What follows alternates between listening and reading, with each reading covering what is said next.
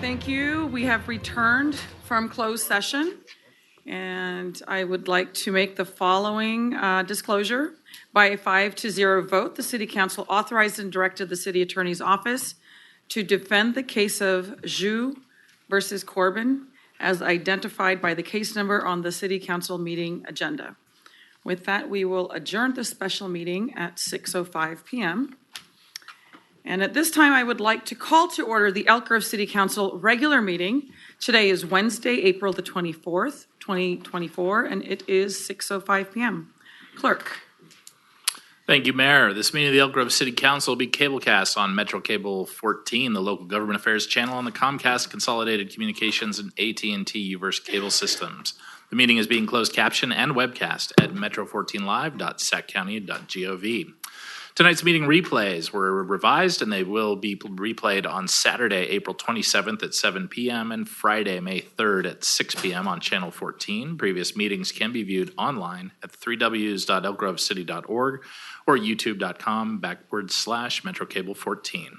For members of the participating audience who may have personal electronic devices, please place them on silent mode during the meeting or on mute when you are not speaking.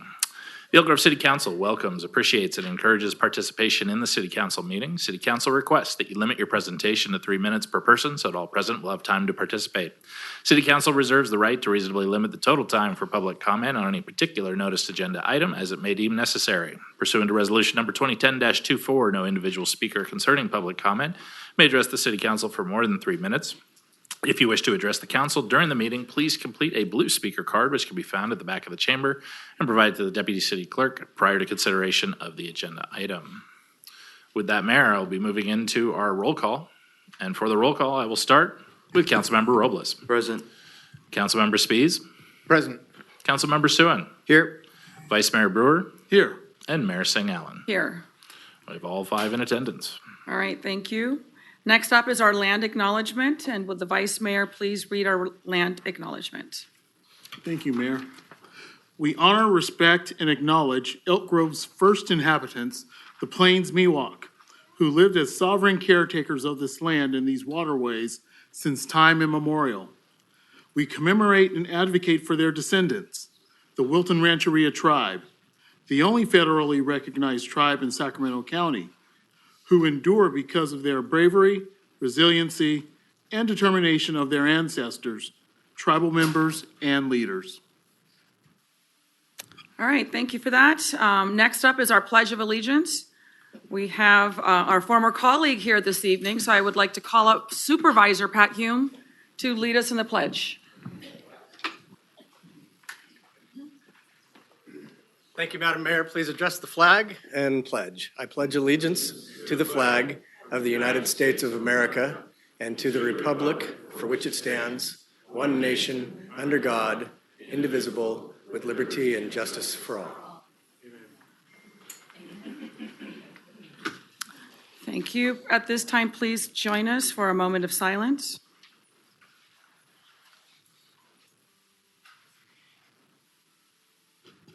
Thank you. Next up is the approval of the agenda. May I get a motion, please? So moved. Second. All those in favor, please say aye. Aye. Thank you. Next item. Under Section 3, there are no closed session items on the regular agenda, which will take us to Section 4, our presentations and announcements. And the first item being item 4.1, which is Proclamation honoring May 5th, 2024 as National Day of Awareness for Missing and Murdered Indigenous People. Thank you. I will read the proclamation, but at this time I would like to call up Chairman Jesus Tarango of the Wilton Rancheria. Welcome, Chairman.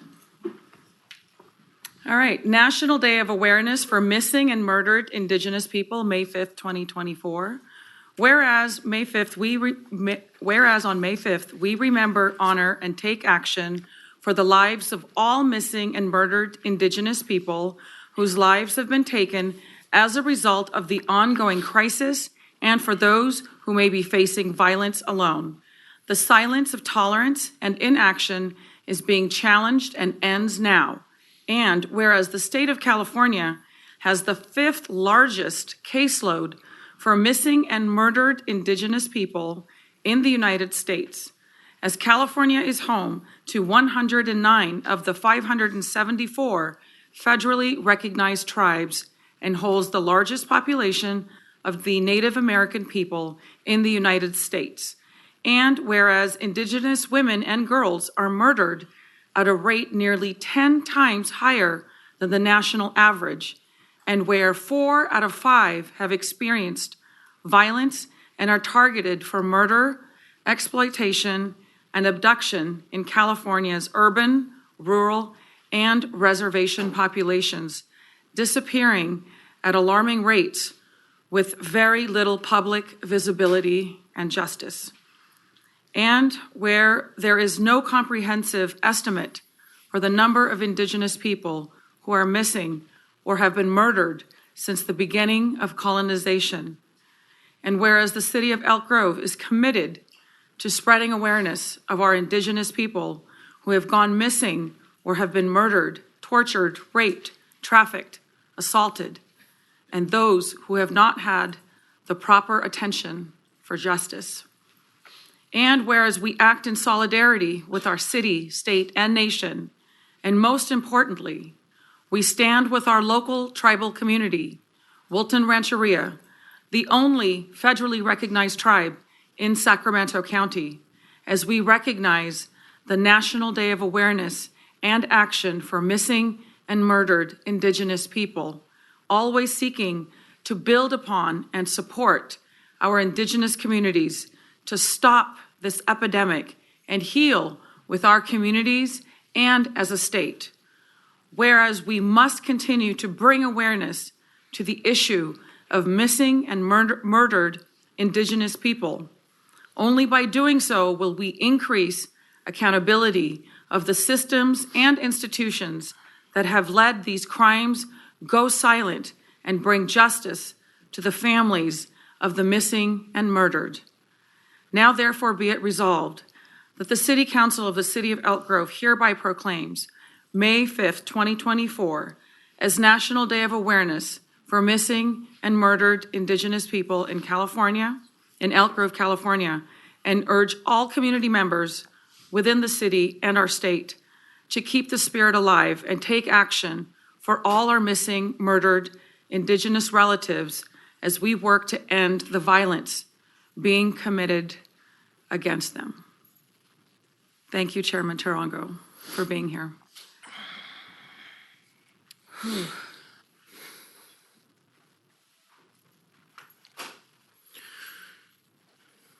Kuchi Hiyama, Kane Yasa Jesus Tarango, Tribal Chairman of Wilt Rancheria. And just want to say I thank everybody here tonight, this evening, that had a part in this proclamation. We've said for many, many years that our government and your government were the same. And we could get a lot of things done together because we're stewards of our rightful communities that share a common space. MMIP is something that is not only affects my community, it affects our community. And so for that, it's an honor for us to be here accepting this tonight because it shows you guys are in the fight with us. And it also shows other cities how they should be responding as well. You know, California being the 5th largest caseload in the United States, it's not a us problem, it's a we problem. And so I have some stuff here prepared I'd like to read just to enlighten or bring light to this issue that we have in our community.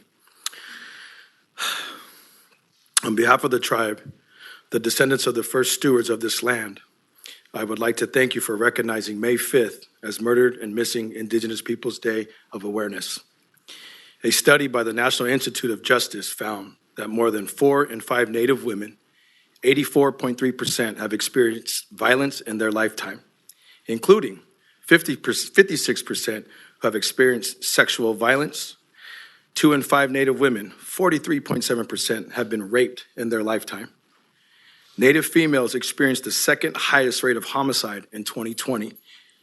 In 2020, homicide was in the top 10 leading cause of death for Native women aged 1 through 45 and has been as high as number 2 in many recent years. For some perspective, Wilt Rancheria has just over 1,000 citizens.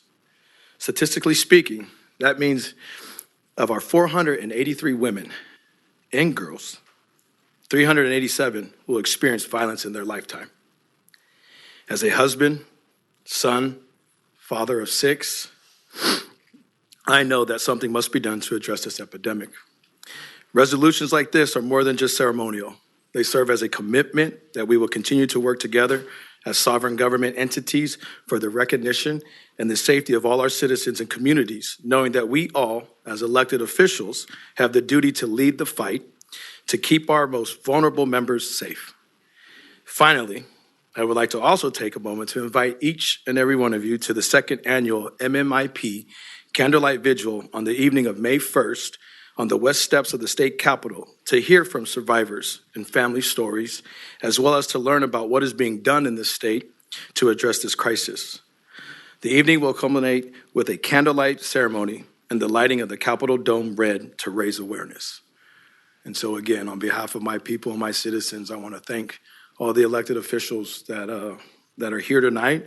And in doing this, this is something that it's our issue, it's our problem. And we need to raise the awareness, and we're doing that. Next up is the atonement and the work that we'll do hopefully soon to come. But thank you on behalf of my people by protecting all people. Thank you, Chairman Tarango, for those beautiful words.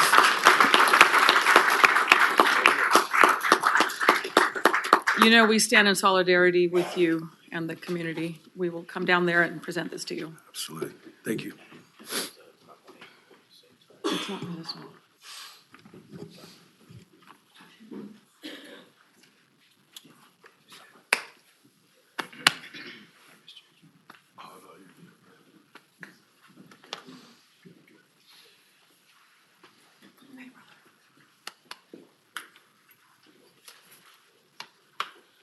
Please join us. Please join us.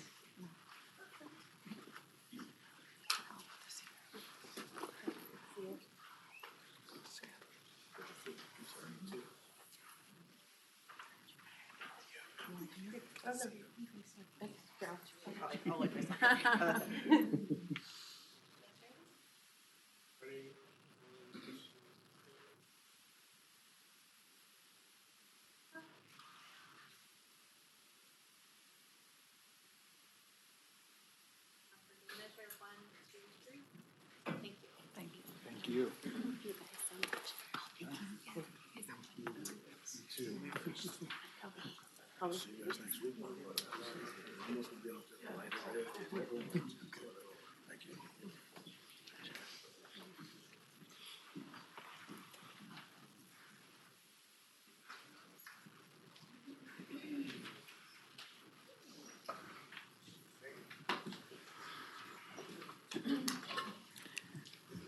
All right, next up, we have our presentation and recognition of George Murphey for service on the Elk Grove City Planning Commission, and helping to present that, almost a council member, really, will be Council Member Kevin Spees, who served with him for many years. Thank you, Madam Mayor. Mr. Murphy, could I ask you to come on up to the podium, please, sir?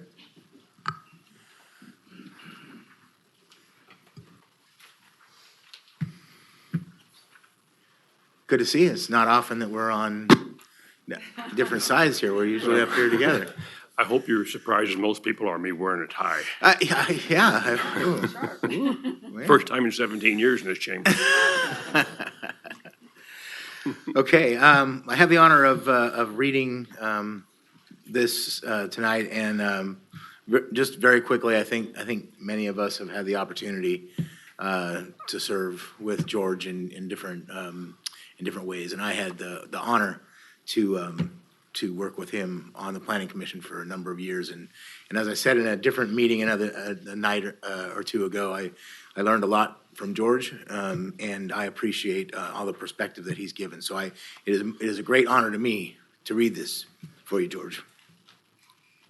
The City of Elk Grove recognizes and appreciates George Frederick Murphey.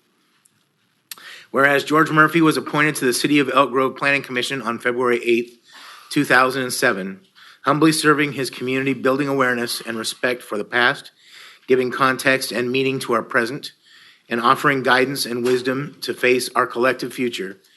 And whereas George shares a passion and sensitivity to take on the challenges of the evolving modern world, encourages our community towards progress, and reserves a remembrance for all to be mindful to respect a collective set of proud heritages and shared traditions. And whereas George serves as a stalwart guide, having mentored and assisted onboarding over a dozen members of the Planning Commission over the span of his tenure, building on a long history of involvement in the local community, where he shared his expertise and vision to bring community planning to the city of Elk Grove, serving with the highest level of professionalism and integrity, and he will be greatly missed. Now therefore, be it resolved that the City Council of the City of Elk Grove hereby recognizes and celebrates George Murphey for his 17 years of dedicated service on the City of Elk Grove Planning Commission, extending our utmost appreciation and respect, and commending George for his exemplary service to the community of Elk Grove. Signed this 24th day of April, 2024. Woo!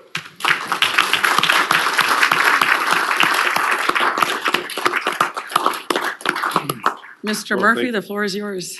Thank you for that, Kevin, and again, thank you for the other night, too. Your words went to my heart.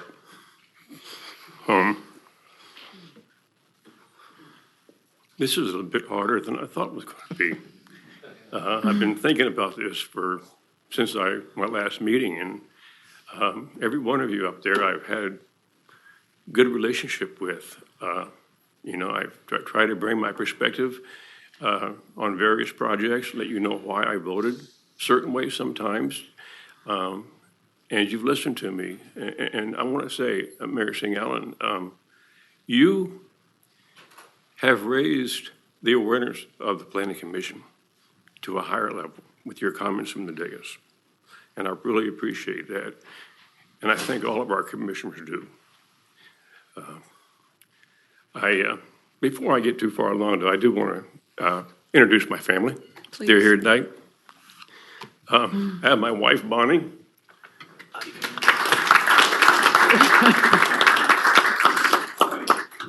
My daughters, Debbie and Jenny. My sons-in-law, Mac and Matt, and say that twice, past 3 times. And one of my grandchildren, Naomi. The only one that wasn't busy with school and sports tonight or work. So you might be, probably glad they're not here because we have a room full and we'd have people in the hallway. But staff, I'm not going to name people individually because I'll forget somebody. And I don't want to do that. But my interactions with staff have been not only professional, but personal. I've come to know many of them over the years with families. Christopher. I've known him and his wife since before he knew her. But I can tell you right now, staff's patience with me, asking all my questions, explaining our policies so I understood them better, is most appreciated. But I can tell you without a doubt, and the people listening, our staff is totally dedicated to this city. And from my perspective, after setting up there 17 years, you folks are what makes the city what it is. I've dealt with, of course, planning most of the time, public works, the police department on occasion, and even CCSD. And they've all just given me the information that I needed to make a decision. And setting up there on that dais, we take as a planning commission, we represent the whole community, even though we're from various districts, but that's required so other commissioners can have a perspective of that district. But living in a rural area, that was my heart and soul. I wouldn't have been up on that dais if it hadn't been for my community asking me to apply and supporting me in my application. And for them, I am very thankful that I was given the opportunity to sit up there and make decisions that were sometimes hard and not popular. But I can tell you that when it comes to making a decision, we take in more than just what's in the staff report because there's a lot more behind it. It's called a sausage mill for a reason. You got federal law, you got state law, you got county agencies, various other agencies, and of course, city policy. All that goes into the decision-making process. And a lot of folks, I fear, they don't see that. And it's understandable. But when you learn what goes on into a project and you start asking questions, you educate yourself. And staff has educated me into what is needed to put together a staff report and get a project up on the dais for consideration. So for that, staff, all of you, no matter which department you're in, I am truly thankful. So with that, I think I'm done. And I've been known to say a few words lengthy times up from the dais, but sometimes they're necessary to explain to folks. I've always tried to make people understand why I vote a certain way, understand my reasoning and what went into it. And frankly, sometimes you got to be a little straightforward with people, even from the dais. And but I think they come to respect that when they know you're thinking and you're not just trying to pull the wool over their eyes. You've given it some thought. And that's what I've come to learn from. I came on the planning commission with a lot of skepticism about what went into a project and how projects got up for us to consider. But I learned that the sausage mill is what it is, a sausage mill, and we get out of the end is a project. So I thank all of you for your support, both past and present council members. One last thing. Pat's Hume here tonight. And he used to sit up there. And I remember being in the audience and him and his four colleagues on the planning commission getting into shouting matches and standing up and hollering at each other. And I thought they were going to come to blows. But they got us our general plan. And in that general plan, it calls out the rural area. And his words were the night he transitioned to the Board of Supervisors. Please, please respect that being the rural area. And I hope that going forward, anybody making a decision, whether it's you folks or somebody who may replace you, that you heed his words, but please remember that there's been a commitment made, almost a 25-year commitment made to the folks in the rural area who worked many hours in this very chambers, 11, 12, 1 o'clock in the morning, putting together that general plan and those protections that are built into the rural area. We have to honor those. That is a lifestyle. The lifestyle makes you love it. When you put your blood and your sweat and equity into a piece of property, whether you're farming or not, it means a lot to you. And I've been out there for 37 years now, and I loved every minute of it. So please respect the rural area, remember what we've done in the past, and carry it forward. And again, thank you for the proclamation.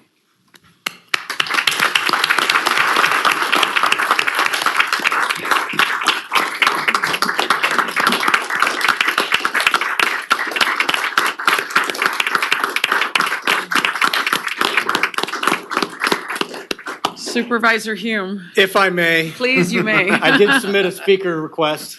Yes. Everything was above board, and I have to say it was very difficult to fight the urge to respond to the prompts from City Clerk Lindgren, having back in this room. But I'm here to support an old friend and to honor, and I'll try and keep this brief because I know you have a lot of agenda in front of you, but it's worth taking a little bit of time to honor a 17-year public servant. And so I brought with me a proclamation, and I wrote this proclamation myself. And that's important because we're going to get to a piece in here. I'm not jabbing you, I'm calling out how much character you have. So I can't believe it's that short. well, I had to condense it down.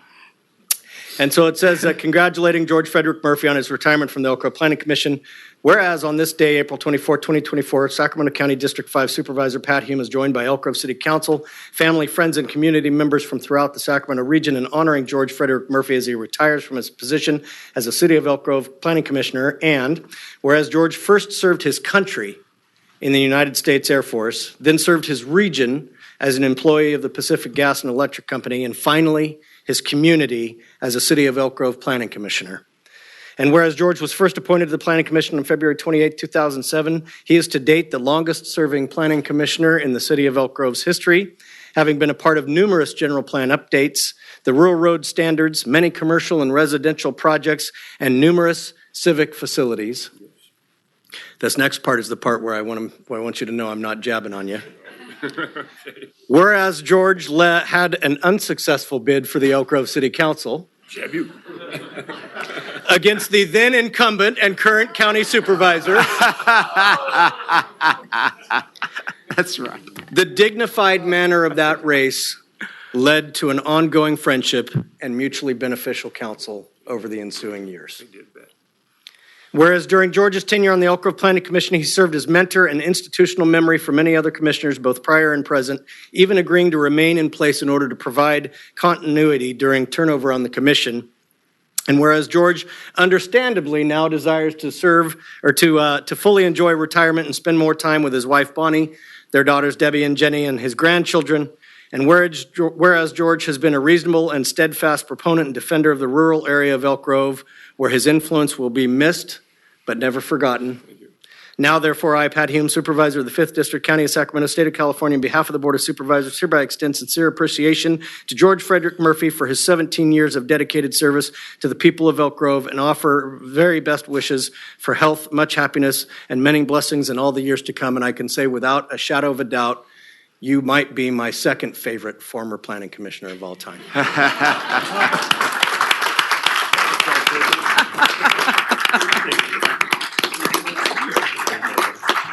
So before we come down, I want to give us an opportunity to also share some words for you, George. I want to thank you personally for being a wonderful mentor for me. When I was first elected mayor, you were one of the first that reached out, and we've had many conversations, and you've just been a friend, but also a reminder of the greatness of Elk Grove and all of our diverse communities. Diversity is not just ethnic diversity, but also geographic diversity. And the rural community is special, and you made it special.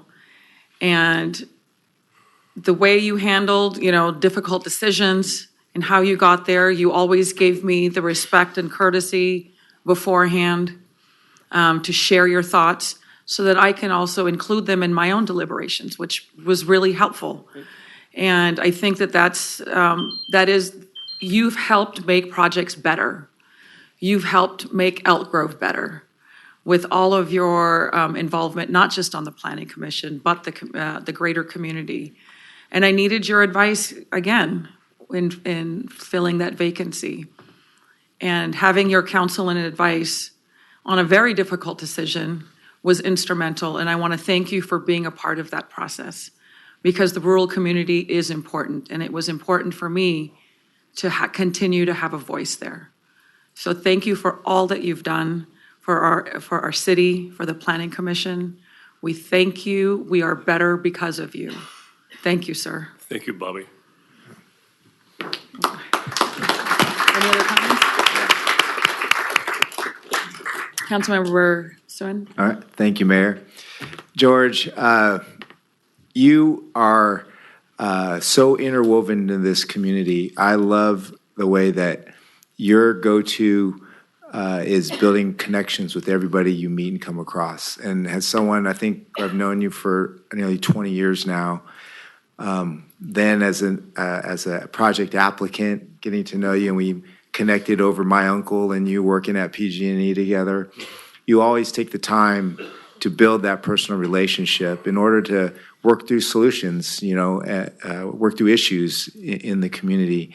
And everybody, it's witnessed here tonight, your dedication to this community. I greatly appreciate your service, your friendship. Like the mayor and others, we've had our conversations on the phone about a lot of things and getting your counsel and guidance before I came up here. And I'm so glad to meet your family, especially your wife, Bonnie, who I can now picture, who was always on the phone when I was calling your house. So I know have a face to put the voice. So thank to all of you for allowing George to serve this community and sharing his time with us as well. Congratulations on your retirement, friend, and we still look forward to seeing you out in the community. Thank you, Darren. Thank you. Thank you. Councilmember Brewer, Vice Mayor. I really appreciate our relationship, George.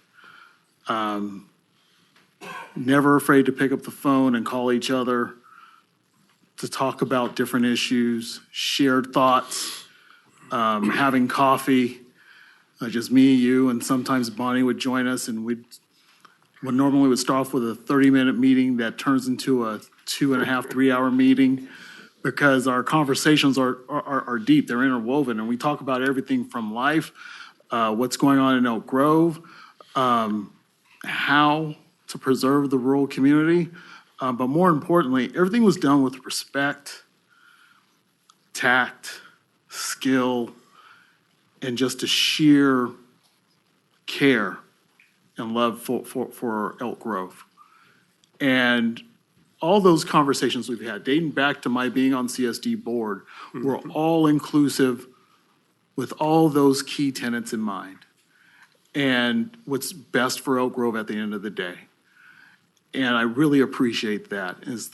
It's a friendship that I don't take for granted. And knowing that that you are going to be spending some good quality time with your family now is definitely something to behold.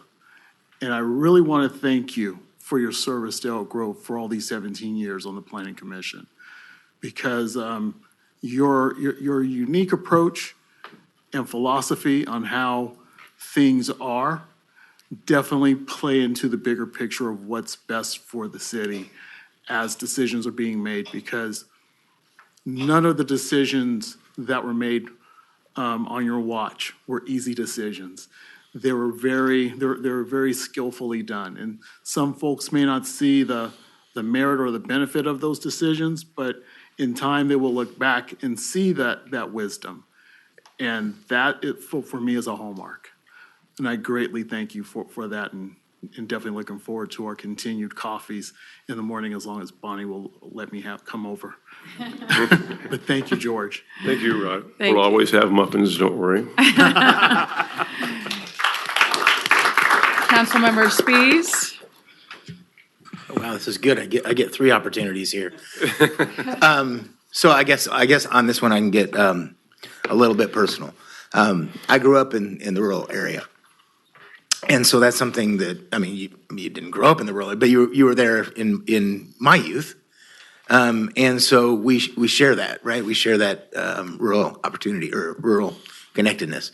And, the occasion of tonight, of your retiring, reminds me of many of the other advocates that were advocating for the rural area, and the special place that it was, or is, and better continue to be, right? And so, I certainly can't recall all the names, but Sharon Peters, right? Pinkerton, excuse me, huh? I said Shirley Peters, didn't I? Sharon. Oh, sorry, Shirley Peters, my apologies, thank you for correcting me. Ms. Pinkerton. Leo Fassler.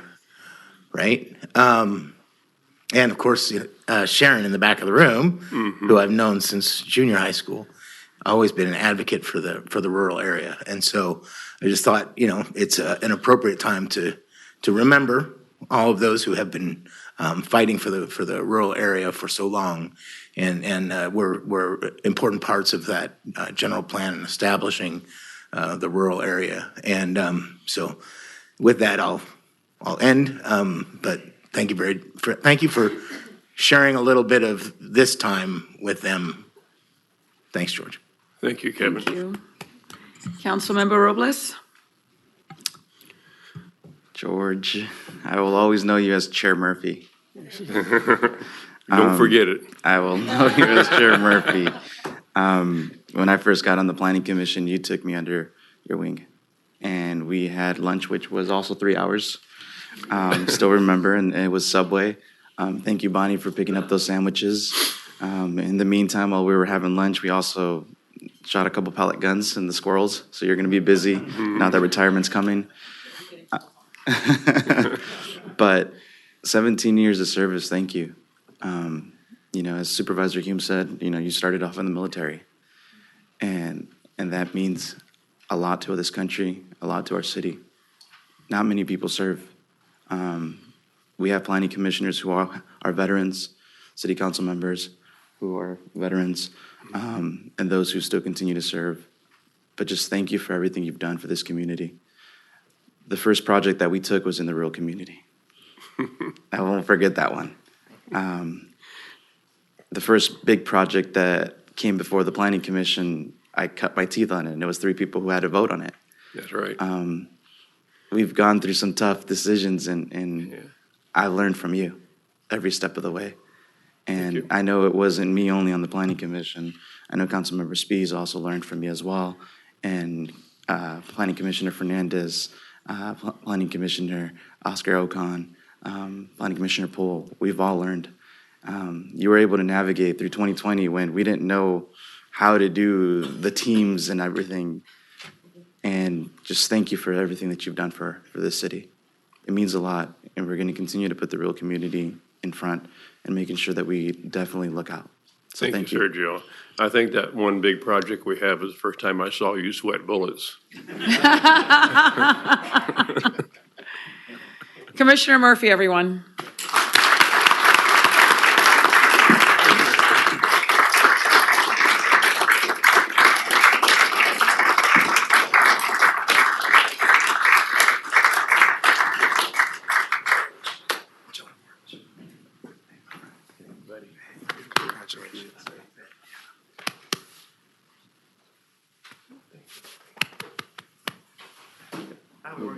I thought we weren't going to tell anyone I was sweating that day. All right. Now you get to hold this. Pat, you want to come up too? Oh, yeah. Let's do both. Are we even? Okay. Well, here we go. More or less.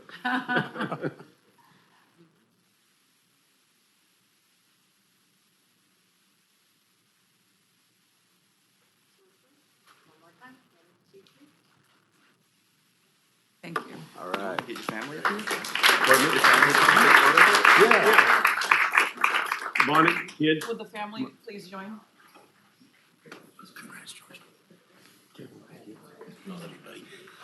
I'm going to need my tie back, George, okay? Yeah, why don't we just, The family in the Yeah. middle.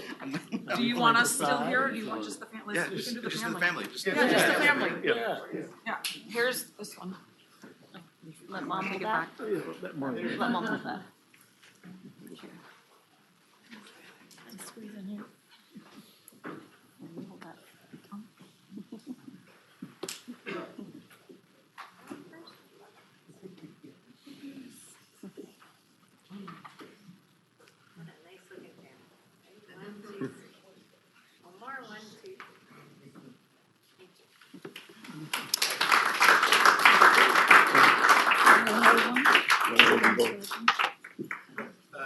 Okay, I do want to thank everybody for their very kind words. They went from my ears right to my heart.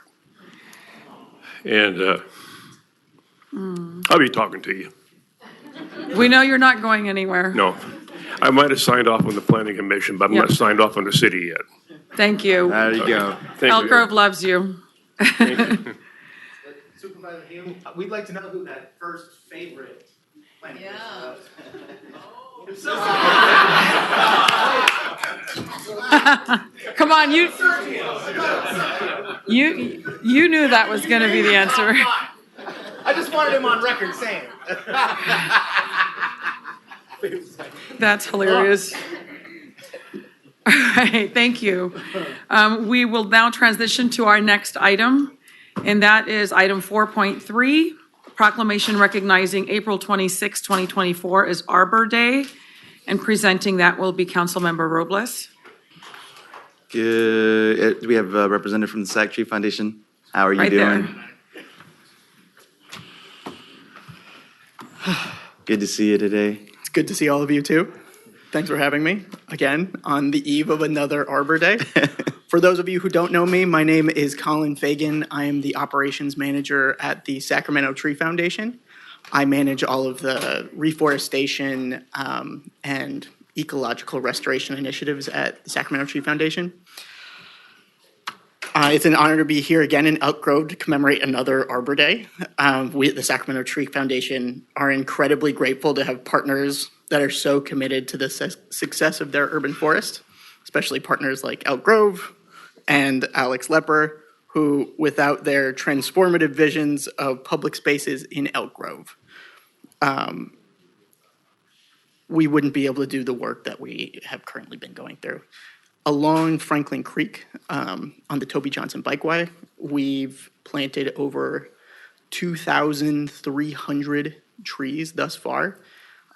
This year, we got an amazing grant through Sac Sewer, where we were able to do the next steps of reforestation and restoration for the creek. In that project, we've been able to plant more riparian species. So what we're really aiming for, right, is creek health, community health, and ecological health. So with the trees that we're planting down on the creek, we're able to manage erosion, manage pollution, and pollutants that could run off straight from the street to Stone Lakes National Wildlife Preserve. We're providing shade for community members that utilize the bike path to get to school, to recreate, to run on. And we want to bolster our urban forest in a way where we're managing into the future. We couldn't do that without Elk Grove and their vision of the future, without Alex Lepper, without our partners like Sac Sewer, Hedgerow Farm, which this year helped us plant an acre of wildflowers at the top of Franklin Creek. I'm very excited to be here. This is the second time we've done this together. I hope to do this significantly more into the future. It's an honor to do this every year. The Sacramento Tree Foundation is dedicated to equity, providing shade, and restoring habitats in the Sacramento County. And places like Elk Grove are the best place to do it. There's so many people who are excited about moving forward, being sustainable, creating greener and happier ecosystems for both their local ecology and their communities. So thank you very much. I'll keep this short. Thank you. Colin, you beat me to the punch because I was going to read the proclamation for Arbor did I Day, already April 26th. But It's you know okay. what? I'm equally as excited too. And I know usually we read the whereas, but I'll speak from the heart on this one because I've seen what the Sacramento Tree Foundation has done in our region and in our city.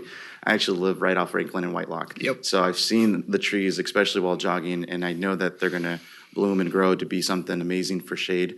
I'm just really appreciative, and the city is, for everything the Sac Tree Foundation does. The shade trees that you provide in low-income areas in the Sacramento region, which is something very impactful. The 2,000 trees that you've planted, that you're continuing to do. You know, we're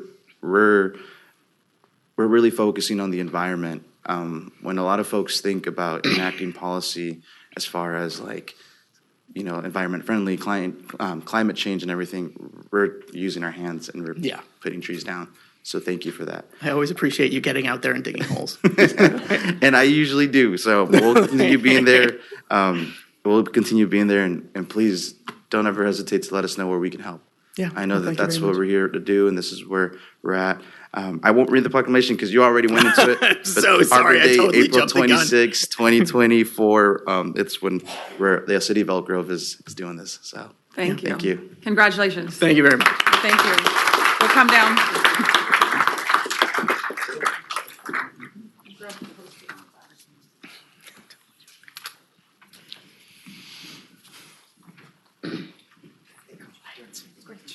You beat me to the pledge, Colin. You beat me to the pledge. I was like, I feel like I missed something. This right here for you. So, would you like to stand there right here?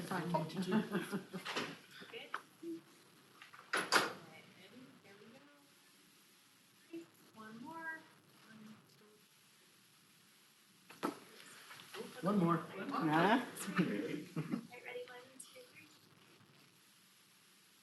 Thank you. Congratulations. Thank you so much. Please tell Jessica I said hi. You know. I'm gonna have to join you guys in the board pretty soon.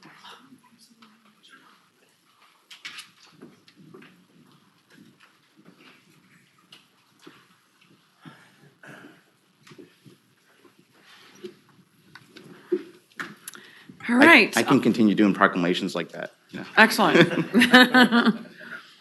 Next up is item 4.4, proclamation declaring May as Bike Month. Presenting that will be Councilmember Darren Soon. All right, thank you, Mayor. Other representatives from the Trails Committee and local bike clubs, come on down. Come on, Mark, I see you down there. Sharon. Come on to the podium, please. Thank you.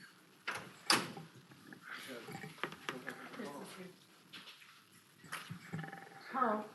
Yes.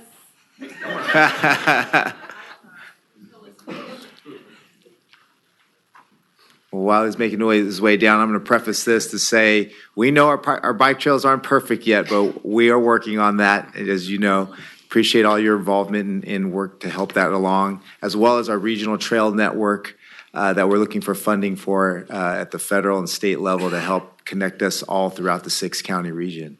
So, whereas May is National Bike Month, promoted by the League of American Bicyclists and separated in communities from coast to coast since 1956, a chance to showcase the many benefits of cycling and encourage more people of all ages and abilities to give biking a try. And whereas since 2004, May is Bike Month has been celebrated across the Sacramento region, El Dorado, Placer, Sacramento, Sutter, Yolo, and Yuba counties. And events are planned throughout the month to promote and encourage people to try bicycling for some of their trips. And I'm going to skip down for a couple for sake of brevity here. Since a recent study found that when individuals replace one car trip per day with a bike trip, that person reduces their carbon emissions from transportation by 67%. Just one small change in your daily life, which contributes to a healthier future for our planet and nation. And since using a bike for transportation can help improve personal health and air quality, Elk Grove residents should be encouraged to try an active alternative for transportation, such as biking instead of a car. And whereas celebrating May is Bike Month is simple to go for a ride, any ride, whether it's a short trip for coffee or a double century, or any way you can choose to ride a bike is the right way to ride a bike. And whereas the month of May is a great time to check with local cycling clubs or our local bicycle shops to find other people with which to ride. With Bike to Work Mileage Madness Week 2024 taking place May 11th through the 19th, and Bike and Roll to School Day on Wednesday, May 8th. Now therefore be it resolved that the City Council of the City of Elk Grove hereby proclaim the month of May 2024 as May is Bike Month in Elk Grove. Accordingly, we encourage our citizens to join with their communities in participation of local and regional May is Bike Month activities. Thank you for being here. Anyone want to twister say for me. anything? You're welcome to say something, otherwise we'll meet you down there. Anyone? We're good. We're good. All right, that's good. Thank you. Thanks for the opportunity. I get another opportunity.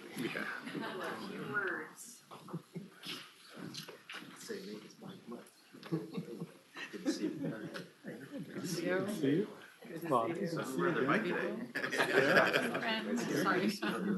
Oh, sorry. Good to see you again. Good to see you. All right. Great. I'll catch you later. I'll catch you later. All right. I know where you live.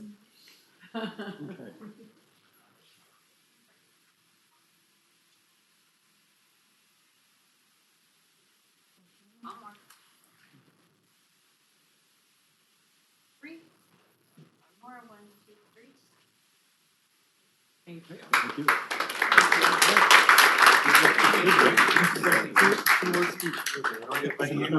We'll see you, yeah, stay, some of you stay right here.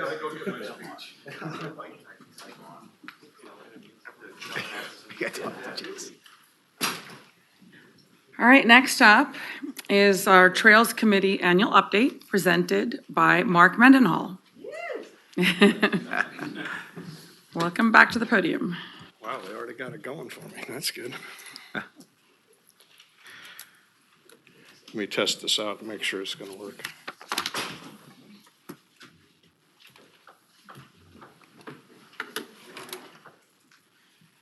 There we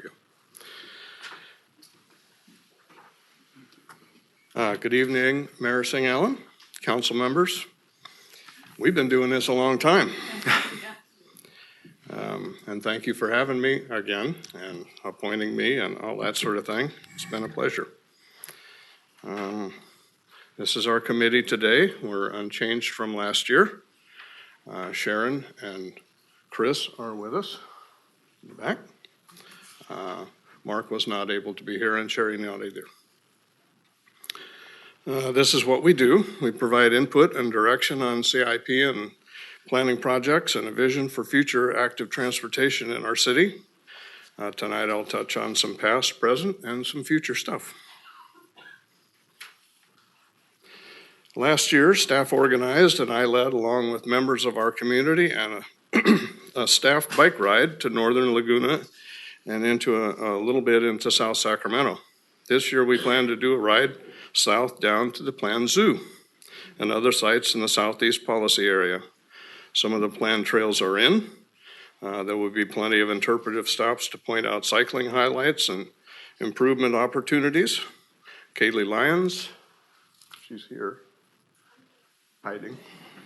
Kaylee Lyons is our Senior Transportation Manager and has taken responsibility for our committee and our activities, including this ride. As part of our ride, we'll explore the potential access to the zoo using active transportation. A new 8-foot off-street bikeway is already in place along Lots Parkway. The built-out plan calls for Class 1 off-street trails surrounding the entire zoo property. Staff has been working very hard planning access to the zoo by active transportation. We'll have plenty of bike racks and separated circulation within the property. Christopher Jordan reviewed the plans at one of our committee meetings this year. The circulation patterns for the zoo include many bicycle amenities to help us along. Planning staff put together a composite presentation of the overall trails plan for the area south of White Lock and east of Bruceville. The planned area will be well served with many trails. This is tough to see, I understand, but it's really for staff to remind them of what they need to do. We created our minor CIP project recommendation log in 2019 to help staff prioritize small projects that have a big impact on trail usability. This is our list. There is no need to read it here. We will complete 4 projects this spring. These 4 projects are the initial ones that brought us to the prioritized list. 5 years on, they're finally coming. We can make a big difference in the bikeability of our city by moving these projects ahead more quickly. We need a champion to help us along. Each of our project recommendations is accompanied by a write-up featuring maps, aerials, pictures, and the issues of what it might look like when altered. The majority of these items are curb cuts, ramps, and realignments. We, of course, would like to see all of these implemented sooner than later, as they will go a long way to make our trails safer and more usable. Here is the new ramp at Sierra River Drive and Rising Creek Way. A cycling challenge became an easy access point to the trail. Here is a new ramp at Stonebrook Drive. It's not quite done yet. A much needed improvement. Here is the old ramps and the new ramps at Adobe Spring and Bertrand Ways. With improved ramps, painted crosswalk, and flashing lights, these are greatly improved trail crossings. The Sheldon Farms development located at Sheldon and Bruceville, adjacent to Winco, has constructed a critical connection for the Laguna Creek Trail and connects the Elk Grove Creek Trail as well. The magenta dotted line, which is hard to see, but it's down at the lower part, is the newly constructed trail section. This is an older aerial. This project is much further along, and here's a completed trail. The City of Elk Grove's Laguna Creek Interregional Trail Master Plan, I didn't name that, provides a conceptual multimodal planning foundation for the City of Elk Grove and adjacent communities. This grant-funded project will aid the city in coordinating projects within Elk Grove, City of Sacramento, Sacramento County, and supports Elk Grove goals to improve connectivity throughout the city's network of trails. The plan is moving forward on several fronts. Major trail projects working towards completion of the regional trail include the Laguna Creek Trail, Camden North Spur to East Stockton Boulevard. Design phases underway, including the pedestrian bridge over State Route 99, Camden to West Stockton Boulevard. These are major projects and essential connectors. The connection of what is now the end of Laguna Creek Trail at Waterman Road to the trail beginning at Sierra River Drive is needed to reach all the way to Bradshaw Road. The original plan to have 2 bridge undercrossings and an at-grade crossing has been modified to have only one undercrossing and no at-grade crossings. A Class 1 off-street trail would be added to the south side of Bond Road to Sierra River Drive. The trail extension along the south side of Elk Grove Creek from Oneto Park to Laguna Springs Drive is planned for construction later this summer. And actually, I believe is going out for bid very soon, if not already. Connectivity and safe trails. We hear it every time we ask. What's needed to make our increase trail use and reduce vehicle trips? We are working every day to fulfill this vision. Our connected network is expanding, and we have our new updated pocket-sized maps to show off our work. This is a picture of the map, and it all folds down to that.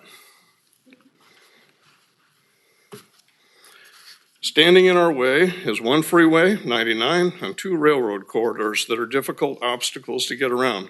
Suburban design of the past usually included vehicular mobility, but rarely considered other active transportation alternatives along safe and separated trails. As our ongoing example, we'll look more closely at the Union Pacific Tracks corridor through Old Elk Grove. We have 2 existing Class 1 bike and pedestrian crossings at the red arrows, Laguna Creek Trail undercrossing, Grant Line Road overcrossing. We need 3 more to accomplish trail connectivity through the corridor, Strawberry Creek, White House Creek, Elk Grove Creek. We have planned rail crossings at the yellow arrows. These are not easy fixes, but need to be considered. Last year I talked about the Elk Grove Creek Trail. This year it's Strawberry Creek, which is the potential to provide trail access to Monitor Trail High School, Harris Middle School, Calvine Power and retail centers. The trailway track is already in place with drainage service roads from Arbor Drive to the railroad tracks at Calvine. Jones Family Park, which is just off this picture, can be easily connected to that. Here's a close-up of the critical railroad crossing. If we can get over, around, under, across, any way we can, then that opens up the entire retail corridor, centers from including Brown Road, Black Kite, Heritage Hill, Silverberry, and everything else that goes all the way over to the centers where Lowe's are, a complete thing. And beyond that, we can safely access the Laguna Creek Trail by going south on residential streets. As part of our ongoing trail improvement efforts, staff is working on a comprehensive wayfinding signage program. Initially, it will focus on our 4 main trail systems and will eventually direct walkers and cyclers to points of interest all over the city. Our committee has recommended various iterations of this project over the years. With your help, we're moving forward. With your promise last year to encourage a plan, staff is putting together a task force of involved parties and influencers to get a reasonable framework for e-machines that we can all feel comfortable with. Thank you for that. The anti-trash volunteer team continues to keep our trails, creeks, and roadways clean every Saturday since early 2020. Committee member Sharon Anderson has been very active in organizing and helping each week. We thank all the participants for their tireless work and dedication to keeping our city the best it can be. Grants, federal, state, and regional, are leveraged with city matching funds to advance trail priorities. We now have a senior transportation manager to further our cause. Kaylee is doing a great job for the city. Thank you for that. Stuff for all of us to work on: safer bikeways and intersections, keeping our trails open, and safe places for our residents, and getting it right the first time. I'm proud to live in and be part of the city that cares about its residents and our facilities. Keeping our trails clean and inviting is a priority in Elk Grove. This is Elk Grove Creek along Laguna Boulevard.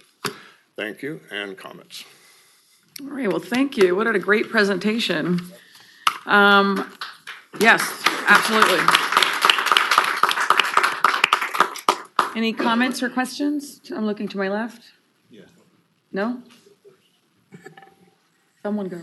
I'll just make a note that Laguna Creek West Stockton Multimodal Trail Improvements is out to bid in our consent package. So thank you for noting that. Vice Mayor?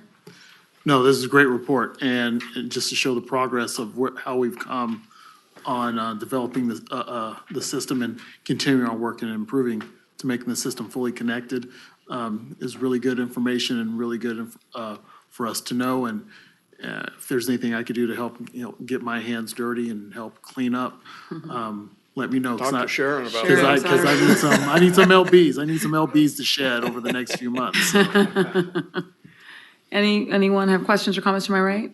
Yes, Just go very ahead. quick, it's those small projects, that you'd highlighted, they make a difference. I don't know if you had the opportunity, or if folks were able to see the difference between that kind of awkward corner getting onto the trail as opposed to that open ramp. It means a lot. It makes it much safer. Trying to make that little corner can make you tumble at times, and so I appreciate you bringing the little stuff that you think doesn't make a difference. It makes a huge difference. So thank you very much to you and to the committee. I'll point out one thing.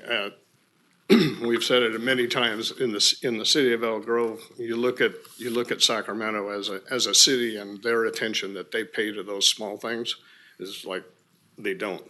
And in Elk Grove, even though it takes forever to get this stuff done, we still pay attention to it. And we have a list. I can't say enough about how careful we are about doing those kinds of things. It's very nice. Thank you for your commitment. I've actually ran the Sheldon Farms trails, and that's a really nice trail. Yeah. Which leading all the way down to Bruceville and everything. So I appreciate that. Sure. I know that some of the running groups that I've ran with appreciate it because we started off by Kaiser. Yep. We have to watch our ankles so that we don't roll it. But then when we get to Sheldon Farms, we know that it's going to be a nice, Yeah, smooth. it's those sharp curves that get us, Yes. So thank you for the hard work. Thank you for this fabulous presentation, and I also want to thank all of the committee members that are part of this great work that, again, improves the quality of life here in Elk Grove. So thank you all for your continued right. support and commitment. Thank you. Thank you.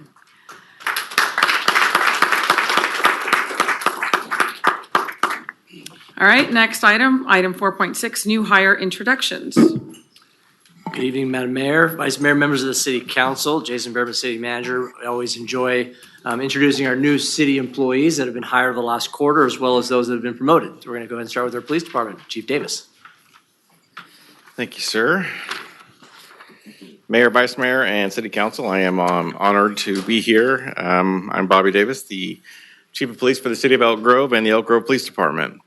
Before I start, though, I do want to acknowledge it's Administrative Professionals Day, and I wouldn't have this here today if we hadn't called Stacy Ferris and had it done, and had Gabrielle Lang send it. Yeah, and Gabby sent it to me because I forgot it. So I want to thank them and recognize them as well. In addition to that, we have a lot of people that we are going to be recognizing today, and our human resources helped us significantly hire these folks. And our PSB, Lieutenant Vigna and his team have done a wonderful job in helping us fill the vacancies in this organization. So I want to acknowledge them as well. So to start, where are we at? Oh, look at that. How awesome is that? Records technician Renee Richardson on January 2nd, 2024. Renee was born in Visalia, California, and moved to Elk Grove, where she attended Franklin High School and CSU. Prior to joining Elk Grove PD, she worked in applied behavior analysis. Hi, how are you? For children with special needs for approximately 2 years. While away from work, Renee enjoys, writing, ghost hunting, and playing games. She had her first thriller novel published last October. So welcome to this organization. Nice to meet you.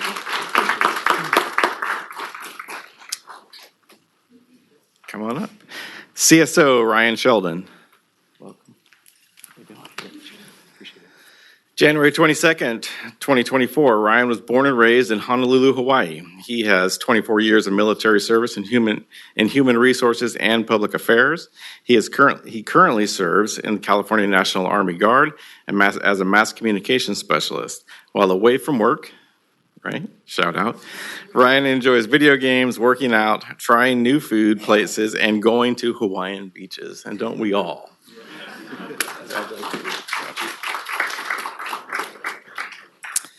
Mental health clinician. Stephanie Schilling's not here. Hang on just a sec. Stephanie is not here. Mental health clinician Stephanie Schilling, January 15th, 2024. Stephanie was born and raised in Carmel Valley. She earned her bachelor's degree from Alfred University in Western New York. Prior to joining the Elk Grove Police Department, Stephanie was a CIT counselor with the Sacramento County Sheriff's Office for over 4 years and has been working in the psychology field for over 12. While away from work, she enjoys spending her time around the barn and taking care of her horse, Murphey.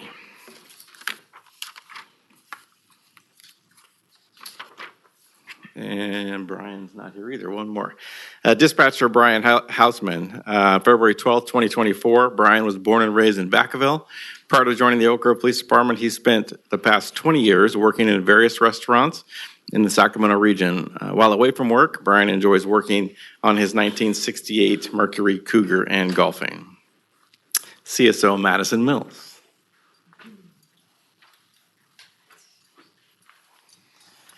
Part of a legacy in this organization, her father is a motor officer for the Elk Grove Police Department.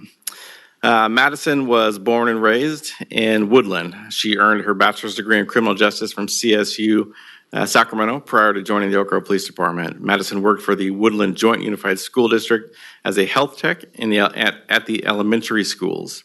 While away from work, she enjoys going to the gym, Dutch Bros, hiking, and hanging out with family and friends. Welcome to our department.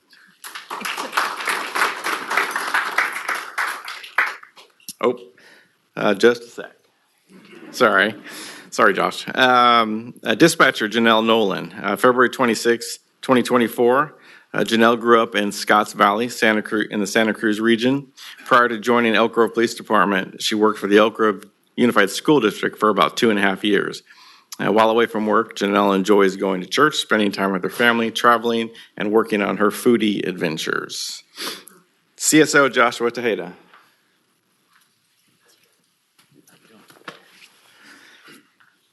Joshua was born and raised in Sacramento and graduated from Pleasant Grove High School prior to joining the Elk Grove Police Department.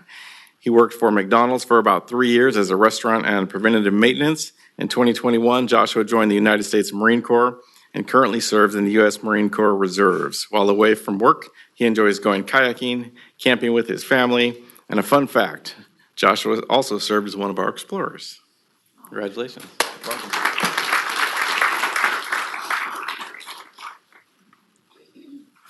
Miss Jackson. Miss Nalia Jackson, Officer Jackson. How you doing? Nalia was also one of our CSOs. Proud of you. Naga joined the Elk Grove Police Department on June 21st, 2020. She graduated the academy on March 18th and is currently in the field training program. You'll love that smile. Thank you, Ms. Jackson. Ernesto, come on up. Officer Ernesto Martinez, promoted on March 19th, 2024. Ernesto was born in Pueblo, Mexico, and raised in East Los Angeles. He enlisted in the Marine Corps in March of 2002. During his 20 years of military service, he was a training instructor, advisor, reached the rank of First Sergeant. Ernesto joined the Elk Grove Police Department on July 31st in 2023, in which his first day in the academy, they called me and said, "This guy is a stud." Yes. He graduated the academy on March 18th and is currently in the field training program. Welcome to the department. Thank you, sir. Officer Katie Enright Guerra. Congratulations. Thank you. Katie was born and raised in Lodi. She worked as an X-ray tech at an urgent care clinic. Katie joined Elk Grove Police Department on August 14th, 2023. She graduated the academy on March 18th and is currently in the field training program. Welcome. Thank you. Oh, boy. Captain Brian Schaff.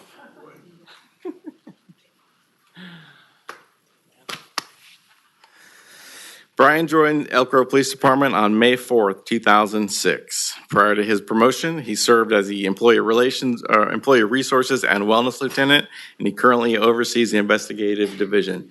Brian has been pivotal in the last year, specifically working on law enforcement wellness, and not just for our organization, but across the region. And he is really known as an expert in addressing some of those needs and has helped our organization flourish. And so I want to say thank you. Thank you so very much.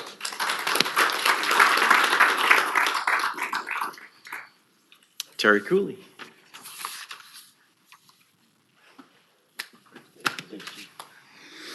Lieutenant Terry Cooley, promoted on March 24th, 2024. Terry joined the Elk Grove Police Department on July 13th, 2008. And prior to his promotion, he served as a training sergeant for professional standards. Currently, he is a watch commander on the B-side day shift patrol in our operations division. Thank you for being here. Come on up, Raj. Sergeant Raj Daguman. Raj joined the Elk Grove Police Department on March 27th, 2011. Prior to his promotion, he served as a detective in our Property and Financial Crimes Unit. Currently, he supervises the B-side swing shift patrol, and he is also a veteran, or currently in the military services. Thank you so much. Marine.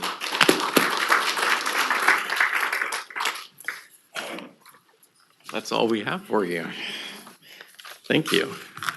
I know Rick will probably wait till the end, but I just want to say I am just shocked and surprised, and thank you for the work that you've done on hiring veterans. I'm super proud of the hires that we've done, and I know Councilman Spees is probably I had to beat him to the punch. I'm super proud of what we're doing as a city.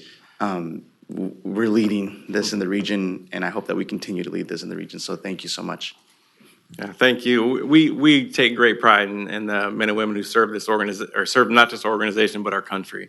And it's something that our recruiting teams, our human resources, our city takes great pride in. And as you can see through many of our ranks, our military people help make up a significant portion of this organization, and will continue to do so. So thank you. Thank you. Excellent. Next group. Darren. Good evening, Mayor, members of the council. Darren Wilson, your Development Service Director. I'm pleased to introduce David Bentoncourt, who was hired by the city on January 29th of this year as our second Homeless Services Navigator. So David has lived in Elk Grove for the past 35 years. He can trace his heritage back to cattle ranchers in Elk Grove area, at least as far back as 1904. Wow. He and his wife have raised their children right here in Elk Grove. Prior to working for the city, David worked as a mental health case manager for adults and children with severe mental illness for the past 23 years. And let me tell you, that experience is a major asset when assisting our homeless population. So his wife is a marriage and family therapist who specializes in severe mental illness. I'd like to be at that dinner table. It's interesting. David has coached sports on just about every field that is in Elk Grove, including 12 seasons with our CSD sports program. Please join me in welcoming David to our Elk Grove family.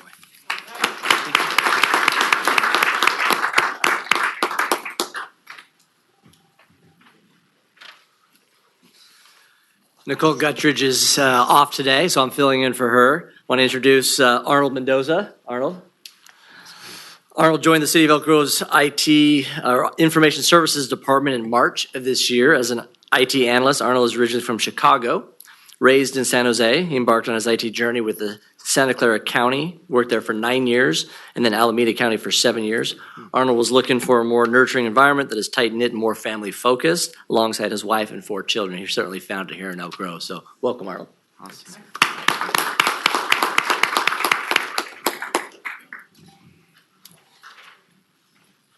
Good evening, Mayor, Vice Mayor, members of the City Council. Jeff Werner, your proud Director of Public Works. First introduction this evening is Ron Root. Ron's our newest facilities technician who started in January. Prior to joining the City of Elk Grove, Ron worked at RC Willey as the facility maintenance supervisor. Ron graduated from Sheldon High School and was born and raised in Sacramento. When he's away from work, Ron enjoys spending time with his family and following his favorite baseball team, the San Francisco Giants. In fact, he proposed to his wife at Oracle Park during a sold-out Giants game and had it televised on the Jumbotron. Nice. So 2 loves of his life, apparently. Ron has made a great addition to the facilities team, and we're very happy to have him. Congratulations, absolutely. Next up, we have Mateo Garcia Villa. Mateo is a landscape technician, and his primary responsibilities include taking care of the landscape and irrigation out at District 56, so the entire campus out there. We're very happy to have him doing that. He started with us as well in January. He's worked in the landscaping industry for over 10 years, most recently as an irrigation technician for the city of Rockland. Mateo has lots of experience with irrigation and is, again, going to serve him well in his maintenance of District 56. And he enjoys playing soccer, watching sports, loves cars, and hanging out with his 3 kids. Welcome, Mateo. Thank you.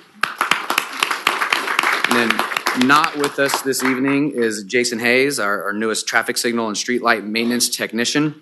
Although you may have seen Jason, he's been working in and around the city of Elk Grove for about 20 years.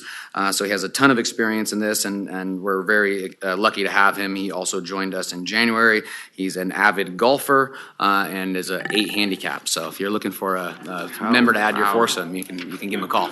Thank you. All right, well, how about a round of applause for all of our new hires and promotions? You picked a great city. For those new hires, welcome to Elk Grove. This is a great place, so we are so pleased that you joined our family. Thank you.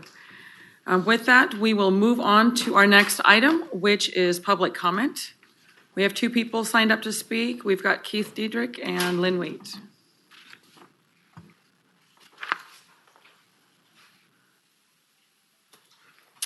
Keith Diedrich, President CEO of the Gathering Inn. I think I'm going to see you Sunday, maybe, down at the shelter. What a great thing that I've been to so many council meetings in my lifetime all across the country, and I don't think I've ever seen that, like new hires being acknowledged like that. So you really do have a really good city. I wanted to come up and just thank the council for your courageous decision many, many months ago to start the winter-only sanctuary. I don't know if you guys saw the article, but there's a bunch of articles about homelessness recently, $25 billion spent in California, can't account for the money, don't know what happened to the people. And Elk Grove's different than that. It's way different than that. In fact, the money that we received for a 5-month contract, we were able to extend it for an additional month and not ask for any more money from the city of Elk Grove. I don't know how often that ever happens, but it happened here. And then also, I'm going to read you, I typically don't read, but I'm going to read you the 21 people, because sometimes you guys make policy decisions and then the decision gets made And then, I wonder whatever happened to that. But I'm going to tell you what happened to your decision, because your program enabled 21 people that were experiencing chronic homelessness in the city of Elk Grove, and you changed their lives. And not only did you change their life, but you had their lives, but you have a chance to change it intergenerationally, right? Because those folks typically have children as well. So hats off to you guys. So I'm going to read Remaggio, Josh G., Brenda, Tim, Alan, Luke, Stanley, Brea, Tina, Danny, Elijah, Cassidy, Chad, Thomas, Josh Y., Abelina, Kimberly, Carlos, Ridge, Stephen, and Brandy. 21 people out of the 50 people that left the program. That's 41%. And that's folks, chronically homeless people. I mean, we're not talking, these folks have had a lot of challenges in their life, and we were able to do that at the Gathering Inn, but we couldn't have done that without your decision to start the program to begin with. So hopefully, I know it's winding down right now, but hopefully we can start it up again soon. But I just wanted to come and just publicly thank this council, and then also the staff. Jason, your staff has been really good to work with, and like I said, there's really no place like Elk Grove, so you guys are awesome. Thank you. Thank you, sir. Thank you for that. That's remarkable statistics. Lynn Wheat, and that is our final speaker for public comment. Good evening, Mayor and council members. Yes, I think the people of Elk Grove are really wonderful, and it touches my heart to hear that we've been able to move so many into permanent housing. And I just want to thank Sarah Bontrager for all the work that she does in trying to make this possible for those that have the smallest voice within our, that I see having the smallest voice within our community. But what I want to talk to you about tonight is the Zoom meeting over the finances for the zoo. And I recognizing, having participated for the entire time we've been a city, how politics plays out. So I imagine that it is already a done deal and probably a 5-0 vote. But as part of democracy, I still get my 3 minutes. So I'm taking them now. I appreciate the efforts on trying to discuss the finances, which can be a tough situation. I would have appreciated it much more if it wasn't in a Zoom format, so that I could have talked to some of the other people within the community either before the meeting or following the meeting. But I appreciate that your efforts to do Zoom was to try to get more to participate, because definitely when the EIR came out and the meeting was held in the chambers, very few of our 178,000 residents attended that meeting. But there were a couple questions that weren't really responded to, and it's like deja vu for me. I remember when we put the overpass in, the taxpayers paid for it so we could get the mall, the dead mall. And the night of the hearing, I just asked, I said, I understand that some things have to be very private, but I haven't heard of one signed contract with General Growth with one of the shopping, Macy's or Target or whoever's coming. I haven't heard that.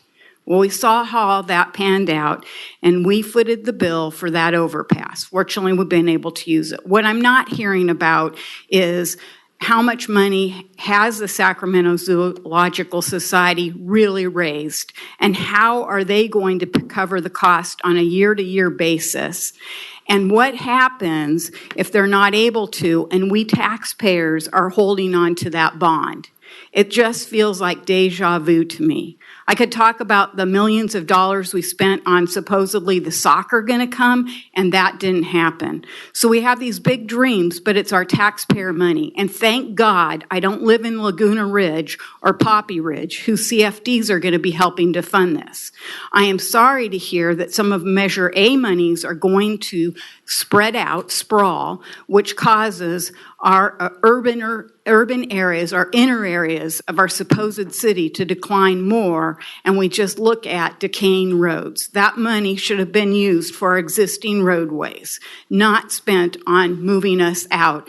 We already paid for the infrastructure out to, we footed the bill for the infrastructure out to SEPA with future reimbursements. That was to bring jobs. Thank you. Thank you.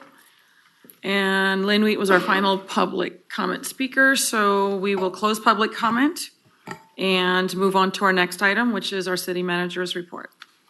All right, good evening again. Several items to cover tonight. First, just a shout out recognition of our SWAC, our Special Waste Collection Center, as we celebrated 10 years this week. And so really proud of the role that plays in our community in diverting hazardous materials from our landfills and down our drains.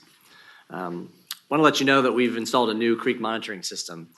Springtime snowmelt will soon descend on local creeks and waterways, and Elk Grove's Public Works staff have added a new online tool to monitor our local creeks. A new creek monitoring system will report real-time data on water levels from 6 locations throughout the city. The tool will be especially helpful to track next winter's flood conditions, but the public can access the information at any time on the city's website. A reminder, the sample water fitness classes are available at the Elk Grove Aquatic Center for free this Sunday, April 28th. Participants can try out classes like deep water aerobics, aqua jogging, aqua spin, and stretch. Pre-registration is required at casumnacsd.gov.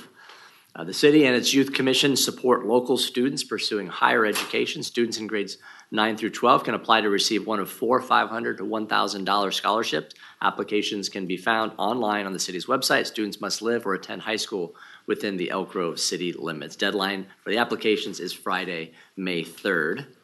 Fridays in the Grove is back. We're bringing back one of the crowd favorites, was Country in the Plaza from last year. It'll be at Old Town Plaza next Friday, May 3rd from 5 to 8 p.m. It will be free line dance lessons, live music from Gunpowder and Lace, and more details are available on the city's website. And finally, we want to announce an upcoming concert that's coming up at District 56. That's being sponsored by our Arts Commission. It's going to be a blues concert on Sunday, July 21st from noon to 6:30 p.m. Tickets just went on sale. It's an indoor show featuring Mick Martin Blues Band, Zydeco Flames, Annie Sampson, and Bob Jones, and the Chosen Few. General admission seating is $40 per person. Details are available on our website. And that concludes my report. Happy to answer any questions that the council might have. All right, thank you for the report. Any questions or comments? Seeing none, thank you. Go ahead. I want to thank you for putting out the signal flare for the Blues in the Grove ticket sales event. Working with the Art Commission on some things on that, and I'm glad to see that the word is out and that people are able to get tickets for this fun show. I know it's going to be in July, but the sooner you get your tickets, the more fun you will have, believe me. And then for the Special Waste Center, I definitely thank you for the notice of the 10 years. There's something I want to work on with you offline, because I know there's some people that like to recycle their liquids, their transmission fluids or oils, and they don't have containers.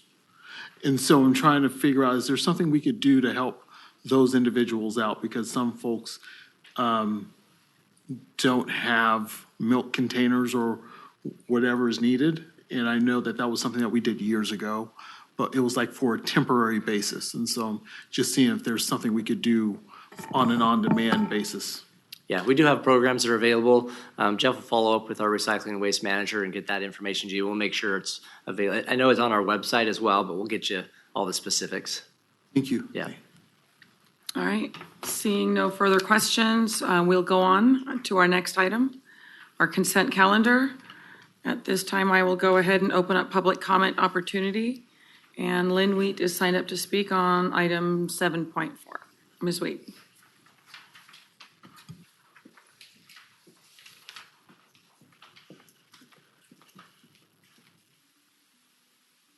So I decided to go through this again, long list of payouts.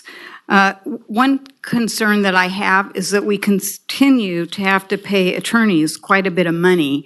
I'm hoping you've hired another attorney that we won't have to be paying so much. We gave Best and Krager, another $3,000. That's on page 53 if you're interested in looking. On page 48, we gave Chronic et al. Another $22,000 plus. Just goes on and on. Then there's some of interest that I'm just not sure about, but curious. We paid Water Resource Investigations $2,300, and then we paid a traffic detective supplies for $138, and that's on page 29. And then, of course, we're really working on this zoo, so we had a financial modeling that we paid them $2,167. That's on page 35 if you're interested. And then, let's see, should I go through a few more? I would encourage you to continue to go through and explore where some of our tax dollars are going. But like I said, what concerned me the most is how we continue to put more out in legal fees. And then, of course, we do have a well-educated staff here within the city because there's a number of travel expenses too. And I do believe that we should have some in-services and training for our staff. But as you go through and approve this taxpayer money being spent, I would encourage you to look at how some of the monies are dispersed. Thank you. Thank you for that. Seeing no further speakers, I will close public comment and look for a motion to approve the consent calendar. So moved. Second. All those in favor, please say aye. Aye. Thank you. All right, next item, 8.1. And that is a public hearing to consider an ordinance amending Elk Grove Municipal Code Section 23.94.050 relative to wireless facility utility separation requirements.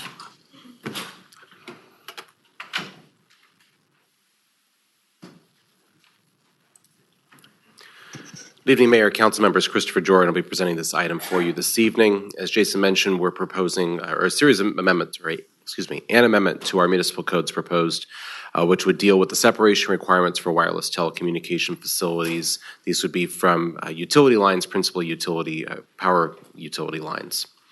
Our existing municipal code, which is up on the screen, has a provision that says that new wireless telecommunications facilities must be located a minimum of 10 feet horizontally from existing power lines unless the antenna is installed to be integral as part of a utility tower or facility. A little confusing to follow, I totally understand, and so we have a couple of pictures that'll help explain this better. When the code was first written back in 2006, this is what we thought of in terms of as cellular facilities, right? These are the large arrays that you would see either on a monopole or a monopine style facility, or that would be integrated in this particular case to a power line corridor, to big apparatus like a big SMUD transmission line facilities, those sorts of things. And so when they're on a facility like this, they're coordinated with the utility provider, they know what's going on, and being able to work within their system is really easy or fairly straightforward. So we have these macro facilities that would go up there. Since then, though, the technology has changed quite a bit, and now we have these small cell deployments around town. You can actually see this photo is from out here along Laguna Springs Drive, just about a block or so here from City Hall. And so these facilities, and thinking about them, are much different than what we thought of back in 2006 when we drafted the code. And then there's a couple of corridors around the city. Here is an example from Elk Grove Boulevard over on the west side by Nugget Market, where the existing streetlight poles are directly underneath, or really almost integrated in with those existing power lines and other telecom lines.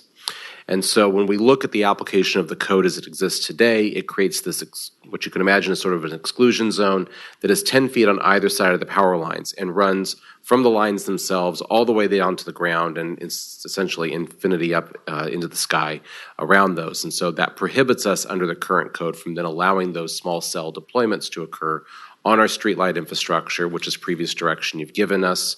And to then work through that. And so we have this compliance issue. So staff has been working with the developer. In this case, it is Crown Castle, who is doing these deployments in this particular case, and they've been working with us and with SMUD to identify how can we move these facilities forward. And so the proposal before you this evening is to modify the existing code to strike the word horizontal, and instead that will create essentially an exclusion zone that is then a radius around those lines, as you can see here in this graphic.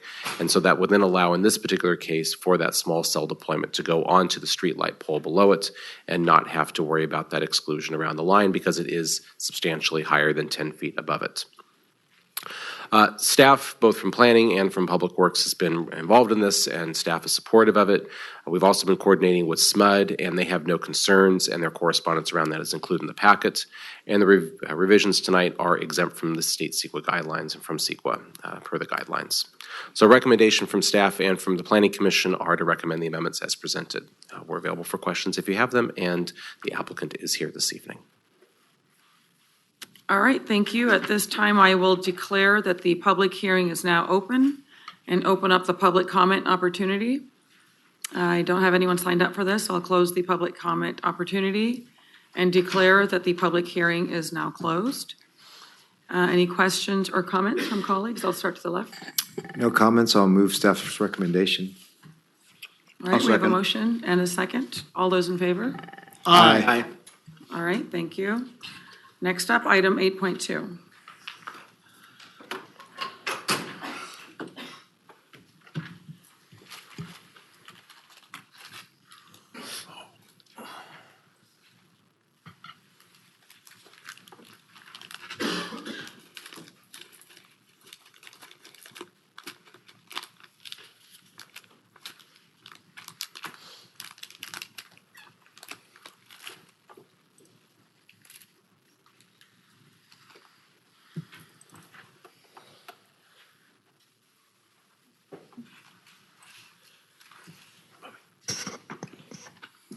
Good evening, Madam Mayor, Vice Mayor, and council members.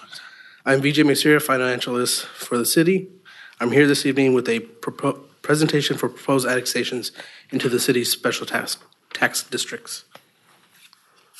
The city maintains 8 special tax districts which provide funding for infrastructure or services such as police, maintenance, street lighting, and stormwater drainage.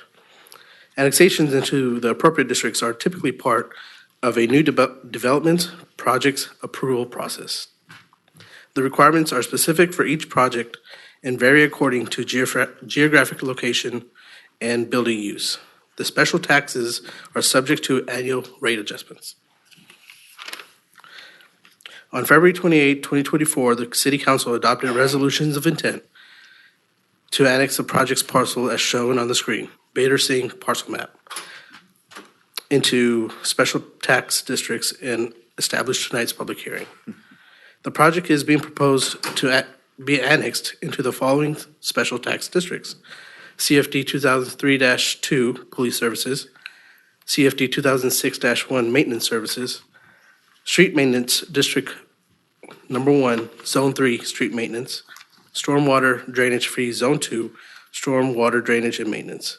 This is the 73rd annexation into CFD 2003-2, the 95th annexation to CFD 2006-1, the 52nd annexation into Street Maintenance District Zone 3, and the 65th annexation into Stormwater Drainage Fee Zone 2. This assessment will be levied in perpetuity. The project is Bader Singh parcel map, which consists of 4 single-family residential units located northeast of Sheldon Road and Bradshaw Road. That concludes my presentation. If you have any questions, I'm here. All right, thank you for the presentation.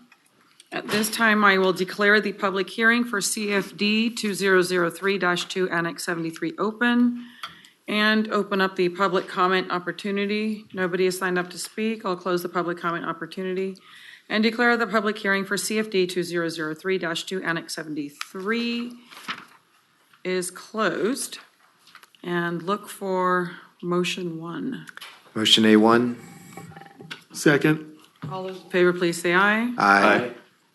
And may I request the results of the ballot tabulation?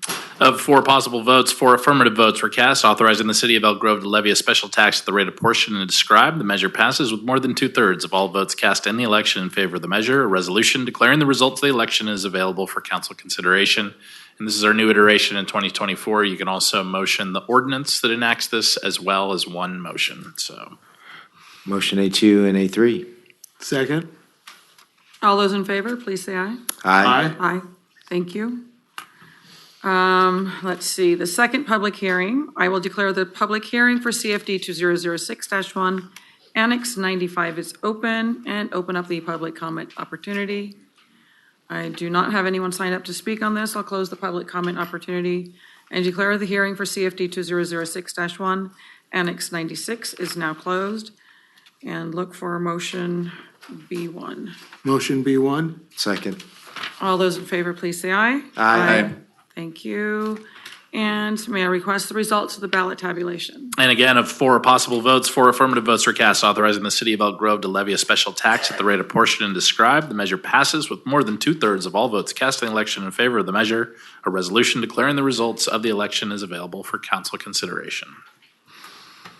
All right, motions B2 and B3. Motions B2 and B3. Second. All those in favor, please say aye. Aye. Thank you. Our third public hearing, SMD 3-AO Annex 52. I will declare the public hearing for SMD 3-AO Annex 52 is open, and open up the public comment opportunity. Nobody signed up to speak. I'll close the public comment opportunity and declare that the public hearing for SMD 3-AO Annex 52 is now closed, and request the results of the ballot tabulation. There is no majority protest of 4 possible votes weighted according to the proportional financial obligation for the properties. 4 affirmative votes were returned. The ballots approved the proposed assessments, the proposed inflation adjustment limits described for the parcels identified in the ballots. A resolution determining the levy assessments in the district is available for council consideration. Motion C. Second. All those in favor, please say aye. Aye. Thank you. All right, our fourth public hearing, SWDF Zone 2 Annex 65. I would like to declare the public hearing for that open.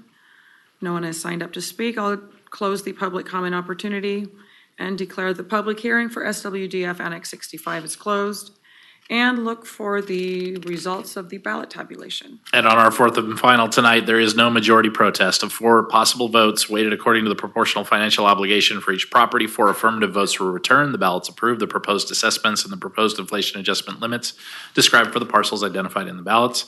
A resolution determining the levy assessments in the district is available for council consideration. Motion D. Second. All those in favor, please say aye. Aye. Thank you. All right, next item, 9.1. And item 9.1 is considered an ordinance amending Elk Grove Municipal Code, Chapter 17.06, fireworks violations relating to dangerous fireworks enforcement, and a resolution for enacting fees along with that.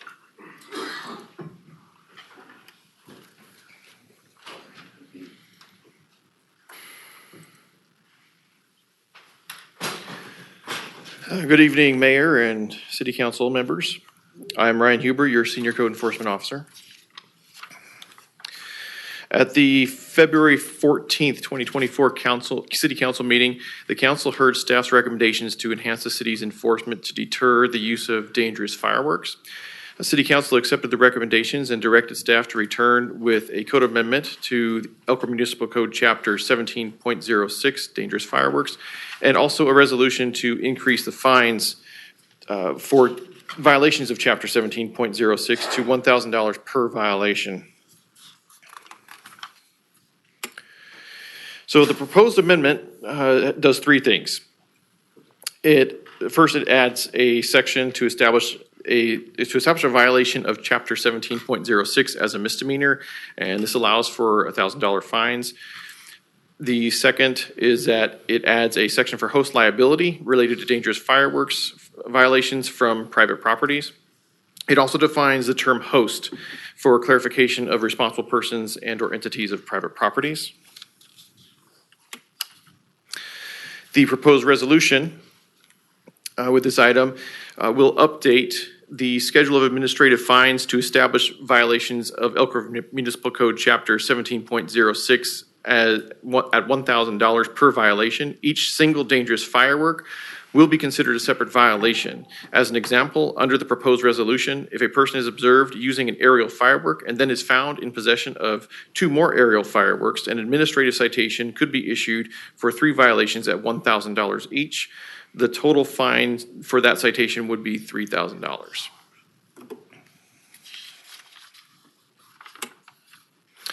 The use of dangerous fireworks continues to be a fire hazard to property and a danger to the life and safety of our citizens. With the intent of deterring the use of dangerous fireworks, staff recommends council adopt the code amendment to Elk Grove Municipal Code Chapter 17.06 and the resolution to update the schedule of administrative fines. I'm open for any questions. I also have Lieutenant Jared Perez from the Elk Grove Police Department and Deputy Fire Marshal Brian Shell here to answer any questions on their behalf. All right, thank you for that presentation. I will open up the public comment opportunity. We have one person signed up, Commissioner Juan Fernandez.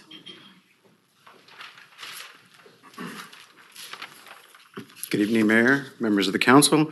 I hadn't planned to speak this evening, but having been a former pyrotechnics operator, I wanted to applaud the amendment to the code for fireworks.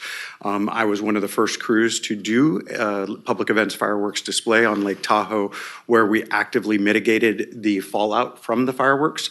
And if you're not aware, there's an element of cardboard that falls from the lift charge on a firework, and those often contain heavy metals, magnesium, all the pretty colors that you see in the sky, titanium, and all those different elements give us the different color of firework, and those were falling into Lake Tahoe. And so I was one of the first crews to actually do mitigation of that going into the lake. So I applaud the intent to try to limit those hazardous materials, but also the noise element. And so I might suggest that you arm code enforcement with a mechanism, some technology for both code enforcement to be able to measure the decibels, the sound of that nuisance noise of fireworks, because that's what often people complain about with respect to the fireworks. It startles their animals.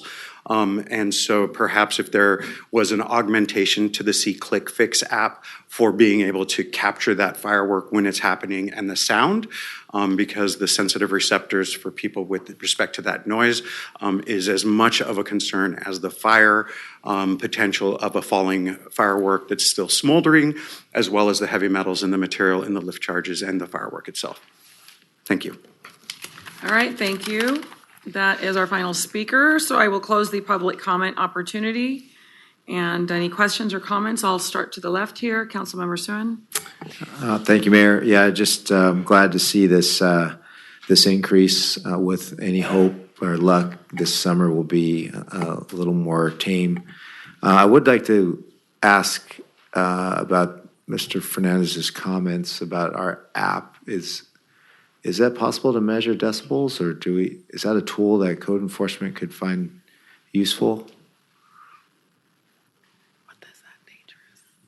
I'm not familiar enough with the See Click Fix app to see if that would even be possible, but we could certainly get together with I believe it was Carrie Whitelock, who I'm sorry, not Carrie Whitelock, Carrie Monty, who could help assist with that and see if that's an opportunity or an option. Yeah, okay, yeah. If it will work for you, I'm happy to support that for myself, so, but thank you. Other than that, I'm happy to move staff's recommendation as well on this. Thank you. Okay, thank you. Vice Mayor, questions, comments? Yes, I definitely appreciate the presentation by Mr. Huber, but also the collaboration that took place in February a couple of months ago as we were trying to look for ways to help curb the further proliferation of the illegal fireworks. And so it feels like we have hit a good spot, a good start. But I also appreciate Mr. Fernandez's recommendation on the noise part, because for pets that are very sensitive to the noise, but also for people who have PTSD. Because as the noise goes off, whether, no matter how close or far those illegal fireworks go off. And as we're seeing more recently, this is something that was hard for us to contain or control, are these people that are using the M80 bottle rockets or fireworks that sets off those loud booms that really startles and catches people off guard. If there's some sort of way to where we can capture something like that on C-Click Fix, because I know we have the ability to capture images and put them on and use them to help back up our complaints. But if there's an extra way to aid into that, I think that can go a long ways on the other side of the fence as well, to help make sure that we're doing our part to maintain some degree of safety and everything that is within the control of code enforcement and PD to help mitigate against that. So that's my recommendation. But other than that, I think things are, I like where we're heading with this, especially with this resolution. And when the time is right, I'd like to second that motion. Okay, I'll take that as the time is right now, but we'll continue on our questions and comments. But for clarifying purposes, what we're discussing now, just for the record, is the violations that we can measure and see. Yeah. And so this is sort of augmented for future consideration and augmentation to see what other data we can capture, and ideally noise. I would support that, but I'm not sure what that looks like. So obviously would need more information. Sounds great, but how do we practically do that? So I'd be very interested to see if that's even possible to capture, because what's considered loud for one may not be for somebody else. So having that objectively identified, I don't know the answer to this, but I would certainly entertain a review over it. I think that's to our planning commissioner and my colleagues. So I would be interested in seeing that explored. But for now, this is what we're deciding. That's right. Yeah. Okay, and continuing on, council members, please. I'm supportive. Thank you very much for bringing it. I would ask that as we get closer to July 4th and before people start buying those fireworks, that we make sure we do some sort of advertisement about the increased fines. So hopefully people will think twice before they go buy those expensive fireworks. So if we could have some public outreach on it, I would appreciate it. Thank you. If I may respond to that, we actually I've already started to work with media relations on that. And we actually, one of the things you also directed us to do was to increase the ability for people to turn in fireworks. I've been working with Fire Marshal Shell, and it looks like we're looking at basically Saturday the 22nd or Saturday the 29th for an amnesty turn in over at Fire Station 71. Those are the dates that we're kind of looking at. So that is in motion and in play. Perfect. Thanks. Just hopefully folks will realize that it's going to be more expensive for violations this year, and hopefully that'll deter them. So, Yeah. Thank you very much. Councilmember Robles? Couldn't have said it any better. Thank you, Councilman Spies, and thank you for the presentation. All right, thank you. Excellent work. We have a motion and a second, so all those in favor, please say aye. Aye. And there's a motion to? The Motion motion, Two. we have a little bit of a convenience now that the ordinances with our new 2024, we can move those both with that motion that was just. For the record, it was for 1 and 2. Yeah. Okay. All right, next item, please, 9.2. That'll be to consider a resolution authorizing the city manager to execute a letter of intent with CenterCal Acquisitions LLC for Project Elevate.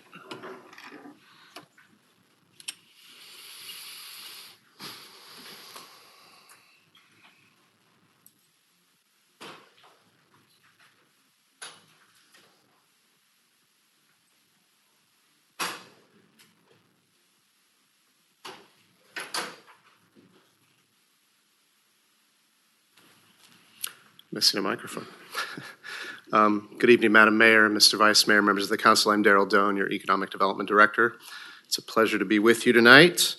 The item in front of you is to receive an update on Project Elevate and to consider approving a letter of intent with CenterCal Acquisitions LLC.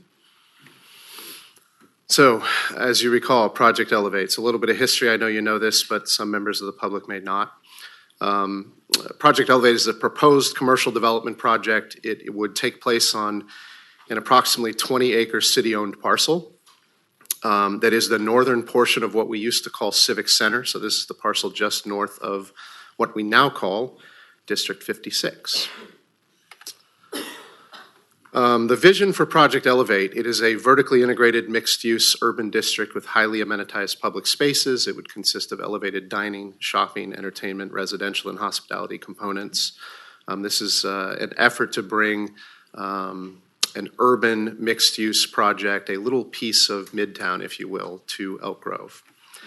This project was conceived and initiated by the city, and the process by which we did that was quite innovative and unique in that the city identified this property as the site, created its own vision for the project, and then took that to market through a request for qualifications process to bring in a developer. Often we put out an RFP and developers tell us what they think works. In this case, we had a vision that we wanted to implement, so that's what's unique about it. Most cities don't do it that way.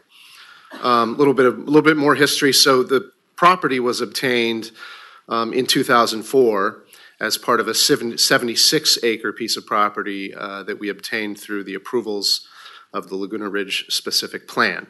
So the south 56 acres is now District 56, the north 20 acres is now Project Elevate. In late 2016, staff started talking. We started talking to certain council members and certain developers about what to do with that property, and the original concept was to develop a lifestyle shopping center on that site, so similar to the Fountains or Palladio. We explored that concept with a series of local developers. We also looked at various hotel concepts, but by early 2019, the concept had evolved into a mixed-use urban district. In February 2019, we discussed that concept with the City Council at its retreat, and City Council directed staff to continue work on the project. In mid-2019, we put together our own team. We hired an architect, we hired a landscape engineer, or a landscape architect, a civil engineer, a market analysis team, and a financial analysis team to come up with a concept vision and market analysis for Project Elevate. And then in August of 2020, the concept designs and analysis that we came up with were presented to the City Council. The Council endorsed that vision and directed staff to pursue development as and when possible, given the uncertainties of the pandemic at that time. You also declared the property surplus, which is an important step. That process is now completed, meaning we can sell it for private development purposes. That surplus process triggered a 15% affordable housing component on the project at approximately 60% of area median income, so the project will have affordable housing. So Project Elevate, the concept vision is what I mentioned, a dynamic, vertically integrated, mixed-use, dense, urban neighborhood. This is what that concept looked like in 2019. So this is the work that our architect and consultant team put together.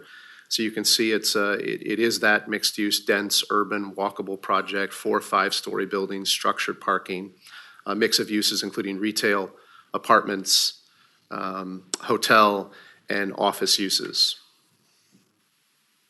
So in 2021, with that vision in place, we engaged another consultant called Turton Commercial Real Estate to assist us with finding a development partner. Ken Turton is here in the audience tonight. If you have questions of him, they've been a great partner of ours through this process.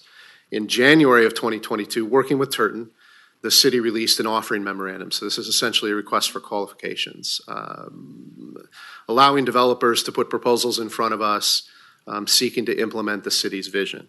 From that process, that offering memorandum, in April of 2022, we received 4 proposals.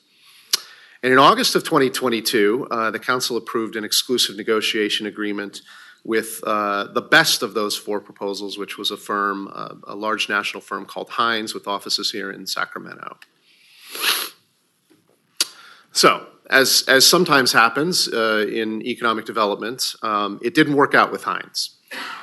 Despite everybody's best efforts, including theirs, including staff's. So from September 2022 to April 2023, Hines conducted a conceptual design and planning analysis to see if what they proposed could actually be built. So they determined that they were not able to move forward with the project after going through that exclusive negotiation agreement process with us. And so in May of 2023, Hines advised the city that it could not proceed, and they terminated the ENA. So that left us in a position of having to go back out to the marketplace and find a replacement developer. Not something we like to do, but again, something that does happen. So in May of 2023, partnering with Turton again, the city released a revised offering memorandum. And between May and October of 2023, we received a reaffirmation from two of our original proposers of their continued interest in the project, so that's good.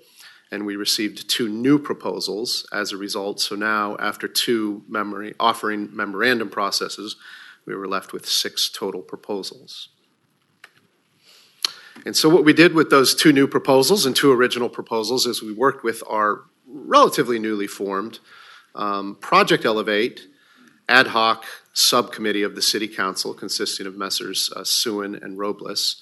And we reviewed those proposals very closely. We conducted interviews with the development firms. We asked a series of supplemental questions, and we conducted site visits with the most favored firms.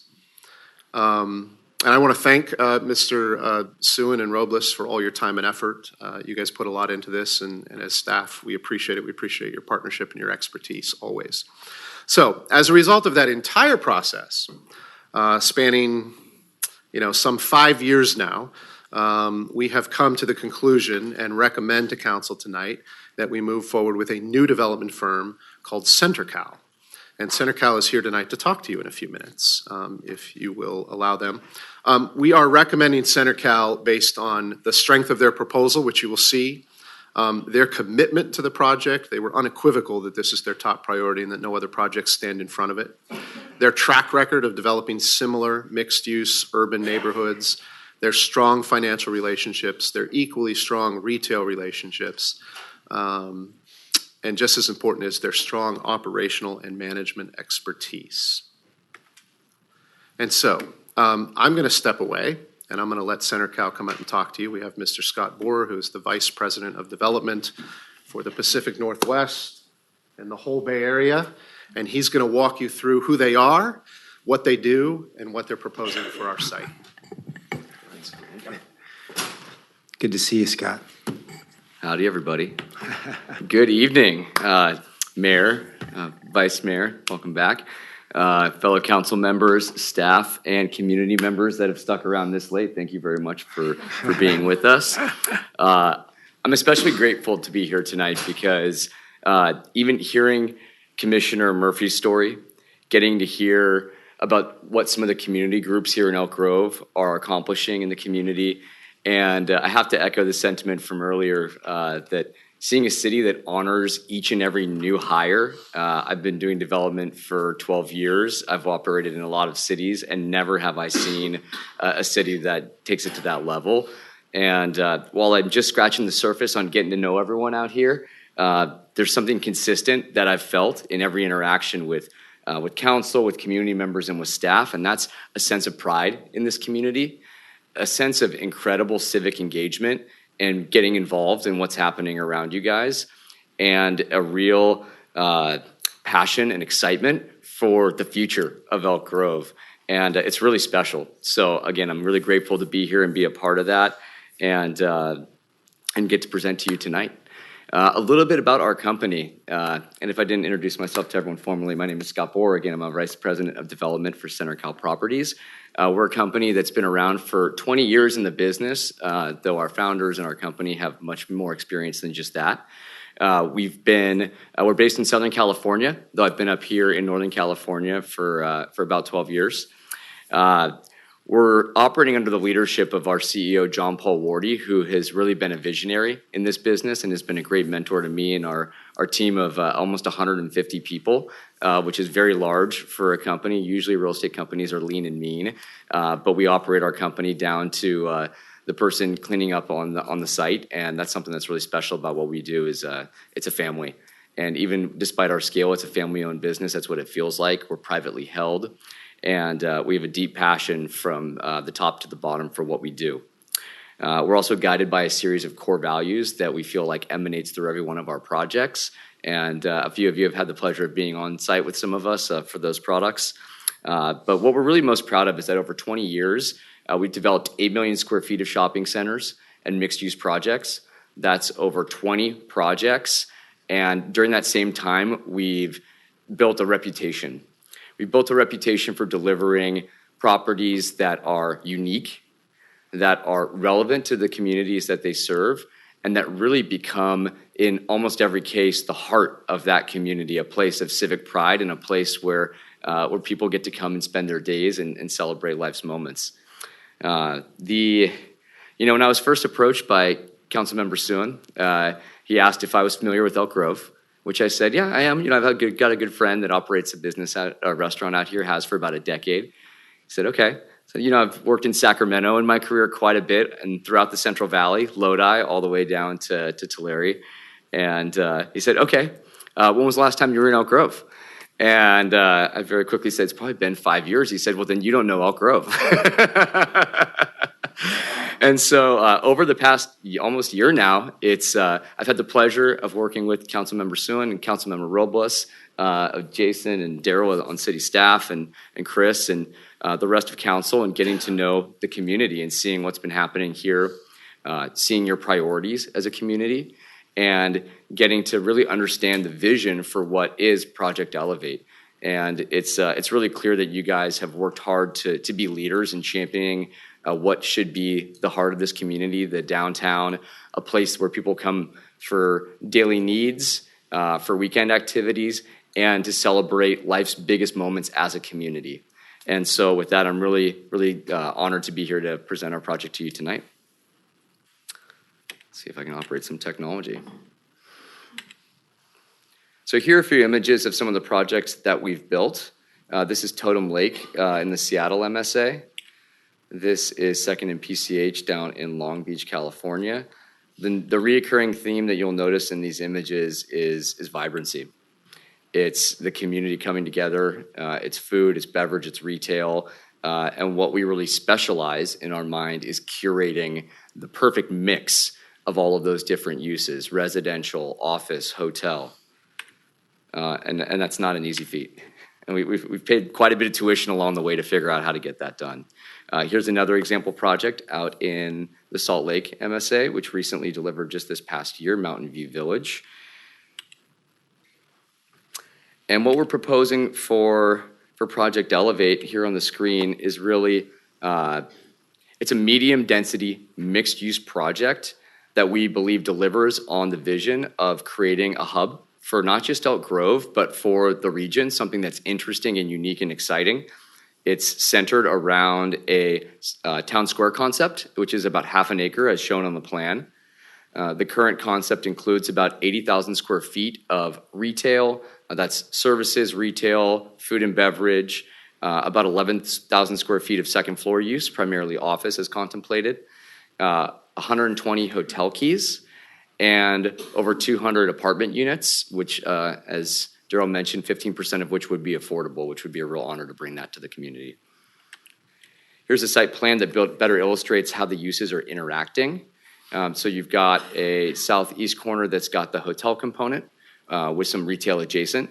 You've got 3 what we call pad buildings. So these are outlot buildings that would be fronting Elk Grove. We imagine those being larger scale, full service restaurants that really benefit from that visibility, and they draw people in our experience. So those are really anchors to the project. Most shopping centers that get built today, they're grocery anchored or they're anchored by big box retail. There was a little bit of a moment with our CEO where he looked at me and he said, where's the anchor? But we've really come to realize, especially through the pandemic, that these projects don't necessarily need a traditional anchor. What they need are the things that drive people outside of their homes. And for us, that's food and beverage, that's fitness. People are tired of being on that Peloton, and so they're going out to group fitness classes. They want to be around other people, and it's entertainment. It's really the things that you can't get from Amazon, that you can't get from a screen. And in our business, our biggest competition is not other properties. It is other forms of entertainment that people consume at home. Our job is to get them motivated to leave their homes, to come out in the real world, and to interact with their community around them. So that brings us to this Central Park concept in the middle. What we've done is we've oriented the remainder of the commercial retail buildings around this Central Park. So when you're inside of that town center, you really feel like you've been transported to a new place. So that's why it's so important to have that activation on all three sides. These parks have taken different forms in every project, and we're excited to work with you guys and the community at large to really understand what's a priority, what's important, what do people want to see here that would really activate that. But varieties of uses have included large-scale fountains, smaller-scale plazas and tenant activations, stadium seating for outdoor concerts. Again, these have really become the center of cities. We've had a lot of great partnerships in our career as a company in working with the cities to help them host the annual Christmas tree lighting, Santa viewing. We were talking about fireworks earlier. We've done plenty of 4th of July firework experiences. And that's really where we as a company pride ourselves. That's what it takes. Having the staffing at the property level that we do, that most retail companies try to avoid, is what makes the difference. That's really where the magic happens, is in our operational excellence. We have a general manager on site, an operations manager, a marketing manager. These are the people that are living and breathing in your community and programming these sites from morning till night, week in and week out, on special events on the holidays. And we're really excited about the potential to create a venue to do just that here in Elk Grove. The balance of the property would go to residential.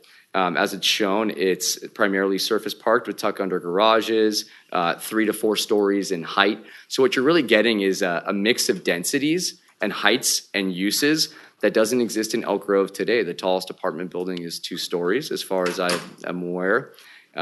We imagine this hotel being something unique to the community that really adds to the vibrancy of the overall project. And what it really gets down to from here is the fine-grained details that, here's a little bit more detail on just the overall programming of the site, and I can come back to this and answer questions. But for us, where we get excited is in the details.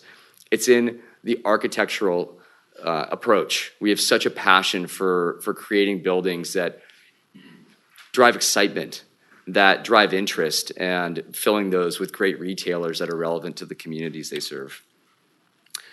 Same with the multifamily components, working to create a place, really we want to create a place that people want to come and spend their days, not just to shop and to eat, but to live and to work. These are examples of some of those public spaces that I mentioned earlier.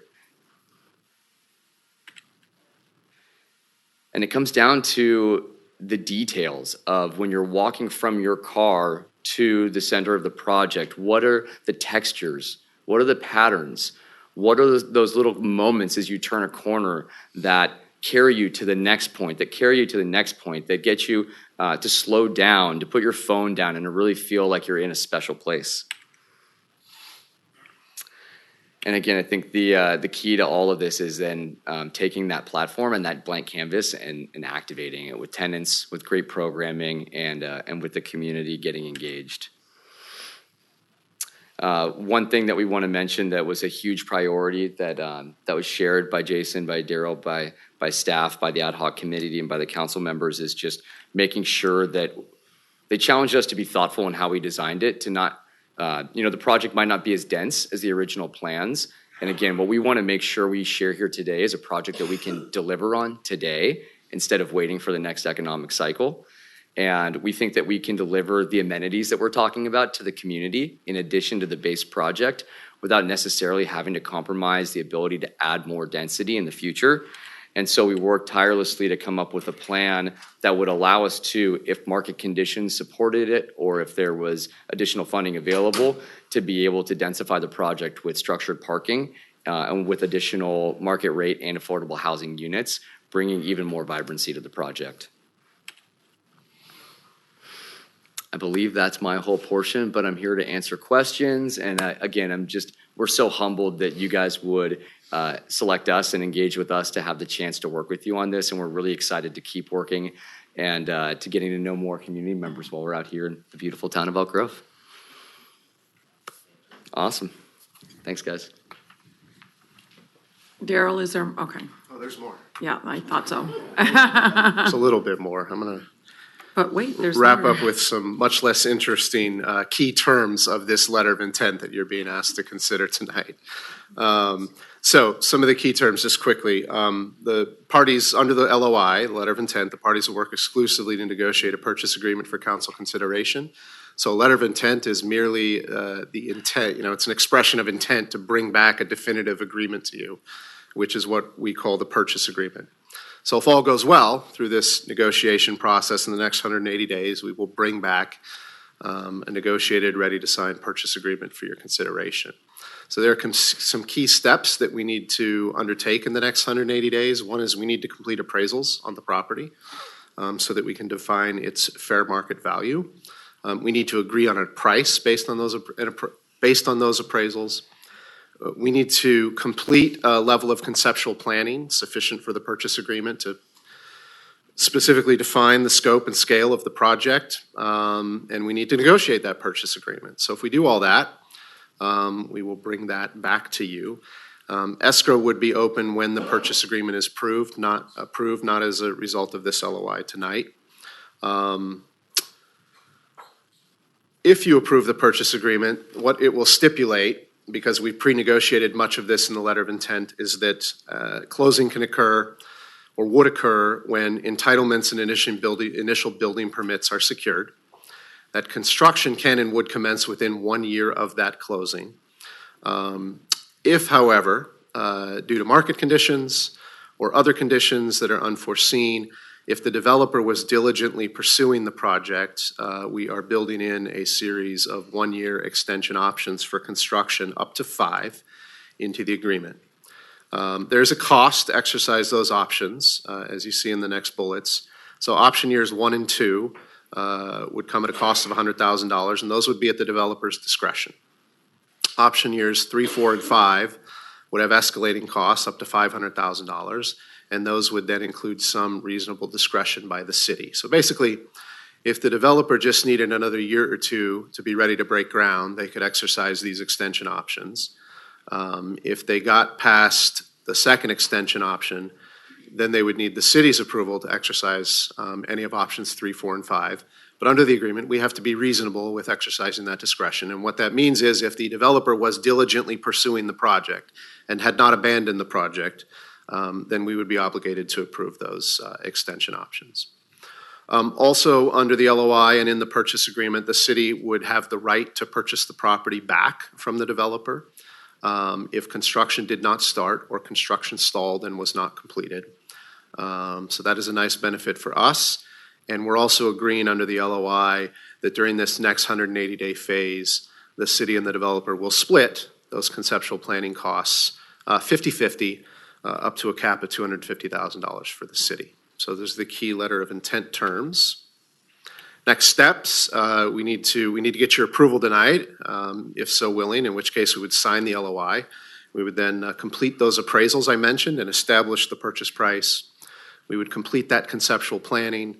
We would negotiate that purchase agreement, and we would come back to you for consideration of the purchase agreement within 180 days, which if we took that full time, that would be approximately October.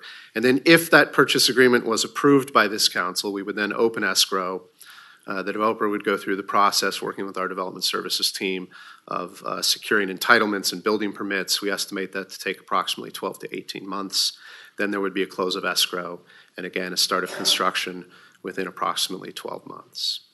So that is my presentation tonight. Again, the recommended actions are to receive this update and to approve the letter of intent with CenterCal. And I and Scott are available to answer any questions you might have. All right, well, thank you for your presentation. At this time, I will open up public comment opportunity. We have one person signed up to speak, Sharon Anderson. Hello, Madam Mayor, Vice Mayor Rod. We have some of the most gorgeous sunsets in Elk Grove and beautiful sunrises. One thing I didn't notice on the conceptual plan is any rooftop dining, rooftop features, any of that. I would love, did you guys already talk about that? One person has been saying that. That was my opening question for everyone. Yeah.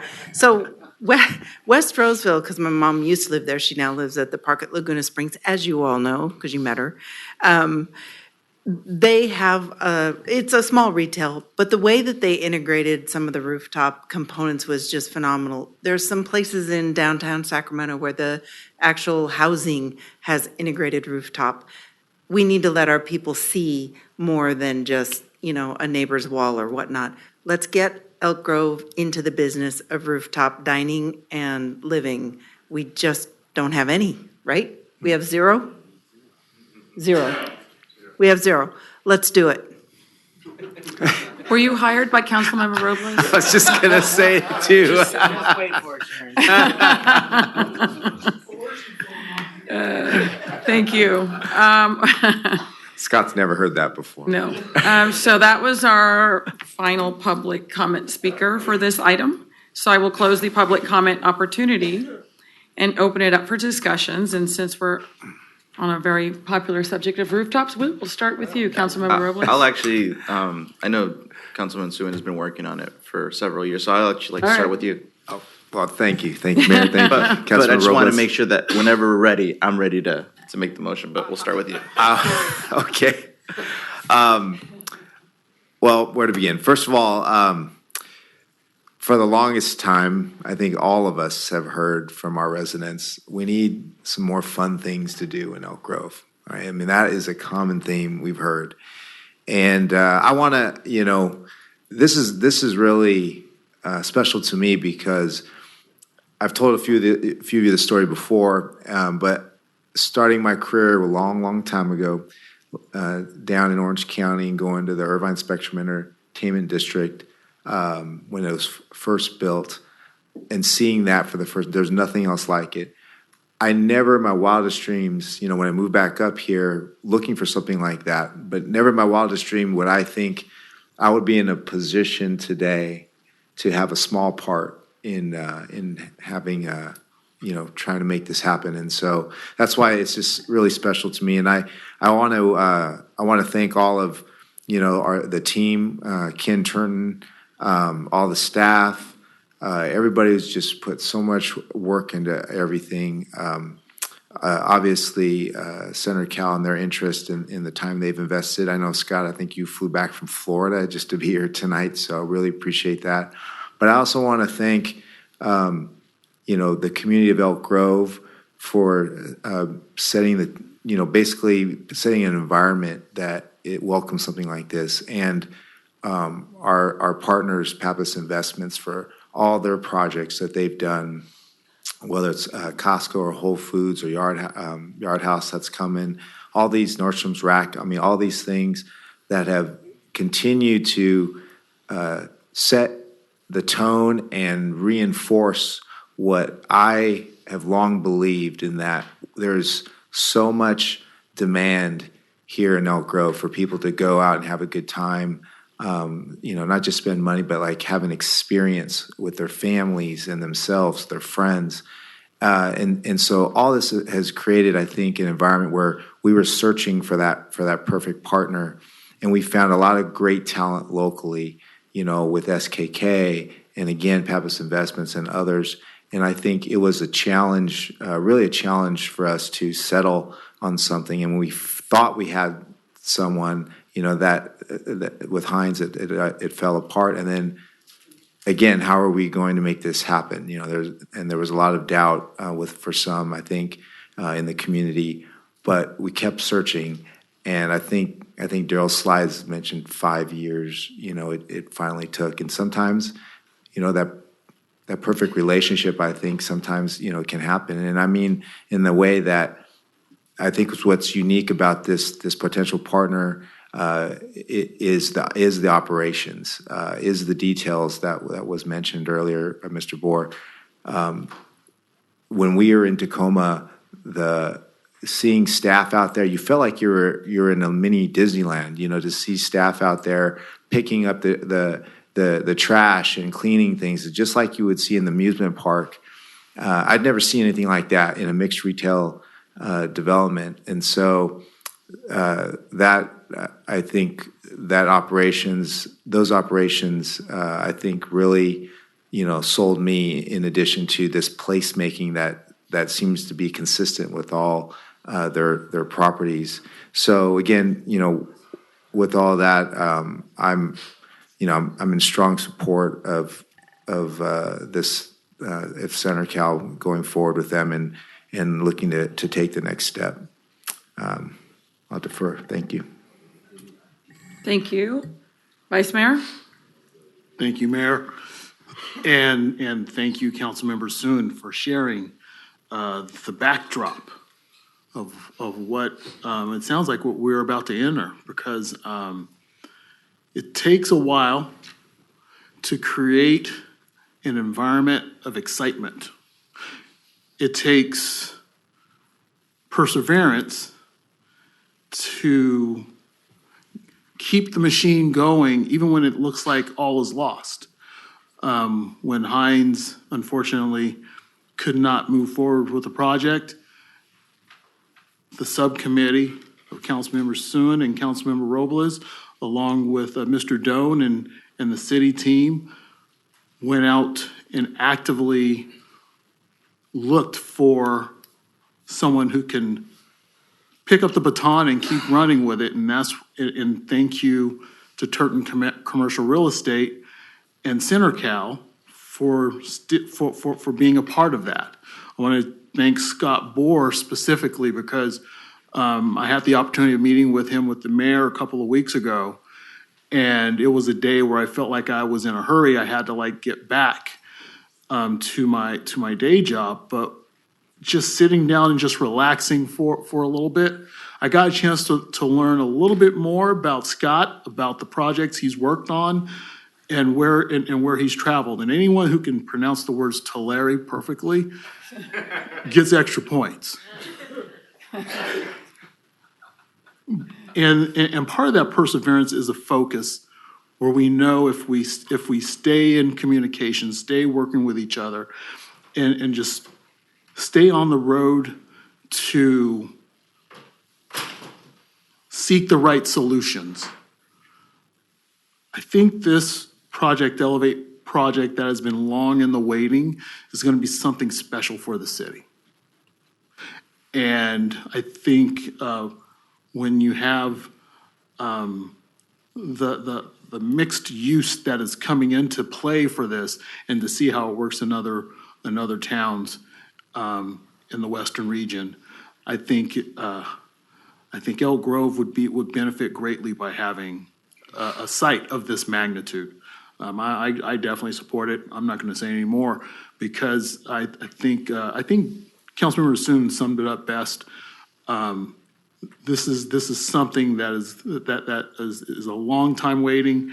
And like I said, I commend subcommittee members Soon and Robles to working with the city and making all this come together to where we're at right now. So big words, thank you. Thank you. Councilmember Spies. Thank you, Madam Mayor. I travel frequently to Utah, and previously I stayed in many hotels, but there was a hotel that I really enjoyed in a place called The Station, and it's in I just forgot what it's called. It's not Kaysville. What is it again?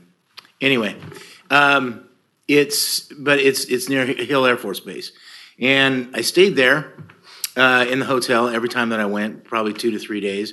And every time I'd look out the window and I'd look out into the area there, and I would see, just as Councilmember Soon described, folks down at street level picking up, cleaning up, just manicuring the lawns, taking care of the shrubbery. It really was almost like a Disneyland feel. I had no idea that was a CenterCal product. So I've been interacting with CenterCal products for, I don't know, probably about 8 years now. And so when I had heard that it was CenterCal, I did some looking up and I said, oh my gosh, that's the station. And it's a product that I really appreciate. It's very vibrant. There's lawn space and restaurants and theaters, and I mean that's we don't know exactly what we're going to get in this yet, right? The specifics, but what I can tell you is that if they can deliver something lively like that here to Elk Grove, I think Elk Grove will be very lucky to have something like that. So I think I'll stop there. I support it, and I thank the subcommittee for their work. Appreciate it. Councilmember Robles? I'll try to keep my comments brief, but I am super excited about this project, just along with Councilman Suen. One of my things was a rooftop bar and a rooftop restaurant or a rooftop something with the hotel because it brings experience. And everyone talked about experience, but CenterCal was able to just address it head on. They talked about experience, they talked about fitness, and talked about excitement. And that's something that you want when you want in a development. Not only that, but I've had the opportunity to take Mr. Scott out to Midtown, to my favorite areas where to go eat, coffee shops, restaurants, brunch spots, because Elk Grove is still in need of a brunch spot. To show them around what kind of excitement young professionals and people who are trying to scale down who would have potentially live here would want. And it's been nothing but a great experience. So I'm pretty excited about this. I'm excited for what's to come. I know that there was,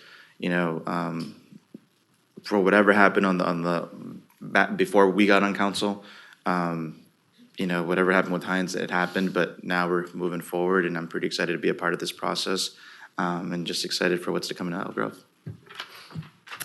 Thank you. I think a lot of great things have been said, and I do believe everything happens for a reason, and I'm very pleased with this proposal and your vision. It was a delight meeting with you, Scott, and your passion is infectious. And it's, you don't just work there, you are an amazing brand ambassador, and that goes a long way. That goes a long way. So I want to thank also the subcommittee members, and especially you, Councilmember Suen, because I know you've been part of this journey for the longest. And thank you for your tenacity in really working hard to seeing this through. It means a lot. And all of that hard work come to fruition. So, this, I absolutely believe once, we're up, when it's up, the vibrancy, you can see it in the pictures, but I can feel it. You can smell it. Like this is going to be amazing. And, I think I do share the passion there for rooftop dining options, or just, we have wonderful weather here in California, particularly in Elk Grove. And so it's also part of showcasing where we live. So I do think that there's a great opportunity there. This is going to be in the heart of our city, creating this sort of new downtown, if you will. And where we have bookends, where we have Old Town and celebrating our heritage, but our bright future, which is right here, Project Elevate, which will ultimately be, I think, the crown jewel of Elk Grove, and a shining example for the region as well. So I'm very excited about this. And thank everyone, staff, and all of the team for getting us here. So with that, I would like to hear a motion. I'd like to move staff's recommendation to adopt the resolution. Second. All right. All those in favor, please say aye. Aye. Congratulations, everyone. All right, next up, item 9.3.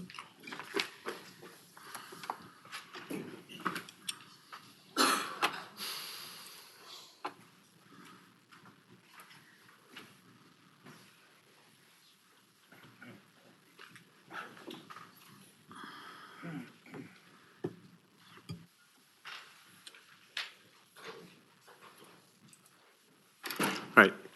Good evening, Madam Mayor, Mr. Vice Mayor, members of the council. I'm Darrell Doan. I am still your Economic Development Director. You get a 2-for-1 tonight from me. So the item in front of you, item 9.3, is to hold a public meeting to receive information on modification of the Elk Grove Tourism Marketing District and its management district plan, and no council action is expected or required this evening. So an important part of our economic development strategy is tourism and visitation. And as part of that, my office oversees our tourism marketing district and our relationship with Visit Elk Grove, who runs that district for the city. And so tourism marketing districts are special districts authorized by state law. They can be formed, modified, and or renewed at the request of hotels in the district. The purpose and services of the marketing district are delineated in a document called a management district plan. So in 2015, we formed our own tourism marketing district by the council, and it had an initial 5-year term. There was a 2% assessment charged within that district on room night stays in the city, and 1% on room night stays in a small portion of our district, which is actually in the county. I'll get into that in a minute. In 2020, the district was renewed for a 7-year term, so we liked it. It worked, we think. And after the initial 5-year term in 2020, we established a new 7-year term. And at that time, because we thought things were working well, we increased the assessment from 2% to 3%. So the way these work, when you stay at a hotel, you usually pay a local tourism assessment or tax. In this case, it's an assessment, and that is collected by the hotels. That money is remitted to the city on a monthly basis, and then we remit it to Visit Elk Grove, who is our nonprofit operator of your tourism district. Visit Elk Grove is a private nonprofit corporation that the city formed specifically to administer your district. Visit Elk Grove uses the assessment funds to market Elk Grove as a visitor destination. It's important to note that all of this happens because the hotel businesses within the city petitioned us originally to form this district, and have petitioned us. Now this will be the 3rd time to make changes and to renew and to extend the district. So they seem to like it as well. There are 7 hotels in the district. 6 of these are in the city. All of them are in the city except for the Fairfield Inn and Suites, which is in a tiny portion of the district that is in unincorporated Sacramento County. So Visit Elk Grove is our partner in this. Again, Visit Elk Grove is a nonprofit corporation that exists solely to administer this district. They have wonderful board members. 5 of them at the moment, a couple of which are here tonight. I don't know if I'm going to see everybody. Kimberly is here. Kimberly is amazing. She's been with us since 2015 when we started this, and I think has been an officer of the board the entire time. So many thanks to her. And then we have our very own Sarah Rodriguez, who is a board member and secretary. When I put her on the board, I gave her strict instructions not to get drug into an officer position, but then she came back literally from the first meeting and was an officer. And then the fabulous Miss Erin Val is the CEO of Visit Elk Grove. So these are our partners right now in administering this district. So the item in front of you tonight modifies your district in 5 important ways if you approve it. So it will increase the assessment from 3% to 4% of the portion of the district, within the portion of the district in the city, and from 1% to 2% of the portion that is in the county. So on the right is the map of the district. It looks almost exactly like the city limits, except right up here, if you see my cursor, is a little tiny portion that's in the county where the Fairfield Inn and Suites sits. We will establish a new budget and service category called destination development. This category does not exist in the budget or service list now. What this is it will set aside 5% of the annual budget to be used to identify new facilities that could drive visitation to the city. So some cities have event centers, some cities have fairgrounds, some cities build basketball facilities in order to attract tourism business and drive events. So we will be able to use for the first time some of that money to study the need for those additional facilities and to analyze their feasibility. We will also be extending the term of the existing district from 7 years to 10 years. So we're going to add, with your approval, we're going to add 3 more years onto this district. Maximum allowed by law is 10 years, and that will take the district from its current termination date of March 31st, 2027 to March 31st, 2030. That will just extend the runway by which Visit Elk Grove and their board members and these funds can be spent and planned for, and will really cement the legacy of this district in the city for the maximum amount of time possible. We also want to make changes to the VEG board composition. So the board of the nonprofit, Visit Elk Grove, What we want to change is to say, we want to allow the board to expand, right, in a very thoughtful, methodical way. And part of that expansion is, so that what we would do is we would preserve the control of the board by the assessment paying hotels. Critically important, right? They are the ones who foot the bill. They need to control the board. So the new bylaws will say that there will always be a majority of hotel owners controlling the board. We will maintain our one city seat. We've always had a city seat. And then we will be able to expand the scope of the board to include non-hotel businesses. Currently, they participate in an advisory capacity. With this change, some of them will be able to participate as voting directors of the board. But those additional board seats must be filled by tourism-related businesses. So think restaurants, wineries, event center operators, people who have a vested interest in business. I think this is smart because the hotel will always control the board, but we will bring additional perspective. It takes more than just hotels to make Elk Grove a tourism and visitor destination. It takes all of those other amenities that I mentioned. So they will have a voice on the board now. And then finally, we will update the district boundaries to mirror current city boundaries. And the only change since we created the boundaries in 2015 is that we annexed 400 acres on Grant Line Road, which you know as Grant Line Business Park where Kubota is. So that will now come into the district. And as any new hotels get developed in the city, and there are 4 or 5 in our pipe, which we desperately need those rooms, they will automatically become part of this district and will pay the assessment. So it is a complicated process to amend, to modify one of these districts. There are 4 or 5 steps. Step 1 is to introduce a resolution of intent to amend or modify the district, which you did at the March 27, 2024 City Council meeting on consent, so thank you for that. Also, on that night, you approved a resolution requesting the consent of the county to these changes because a portion of the district is in the county, so thank you for that. In order to make changes to the district, the hotel assessment payers have to petition the city, so they ask us to do that through a formal petition process. So we also received petitions on March 27, 2024. We received petitions in favor of modification from 4 of our 7 hotels that total approximately 55% of the proposed assessments, and with 50% or more, we can move forward. We also had to notice all the hotel owners. They have to have 45 days notice before the final public hearing, which is coming up. So that notice was sent out by our very helpful city clerk's office on March 29th. That notice went to all the hotels. So they officially know that this is happening, although they already knew, and they can support or protest as they see fit. We have to hold a public meeting, which is tonight. Again, no council action is required. This is just an opportunity for the public to hear what we're doing and for any interested parties, including our petitioners, to come forward and support or protest. We have to obtain that county consent, so that is tentatively scheduled for May 7th in front of the Board of Supervisors. And then finally, there is a final public hearing which is required, which we have tentatively scheduled depending upon whether we have county consent for May 22nd. So at that final public hearing,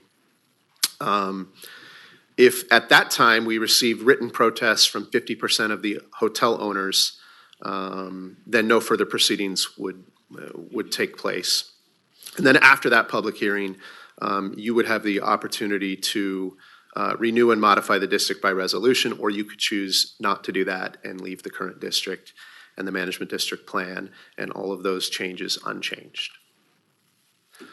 So what this will do for us and why I'm recommending this is currently the budget for the district is about $675,000, and that's with the 3% assessment in city limits and 1% and the 7 years. So by making this small increase of 1% to the assessments, we will bring in approximately another $350,000 money that Erin and her team can spend under our contract with them to just do more of what they do, which is, I think, the great job that they do marketing Elk Grove as a visitor destination, attracting events here, and advocating for the interests and rights of hotels, restaurants, wineries, and event centers.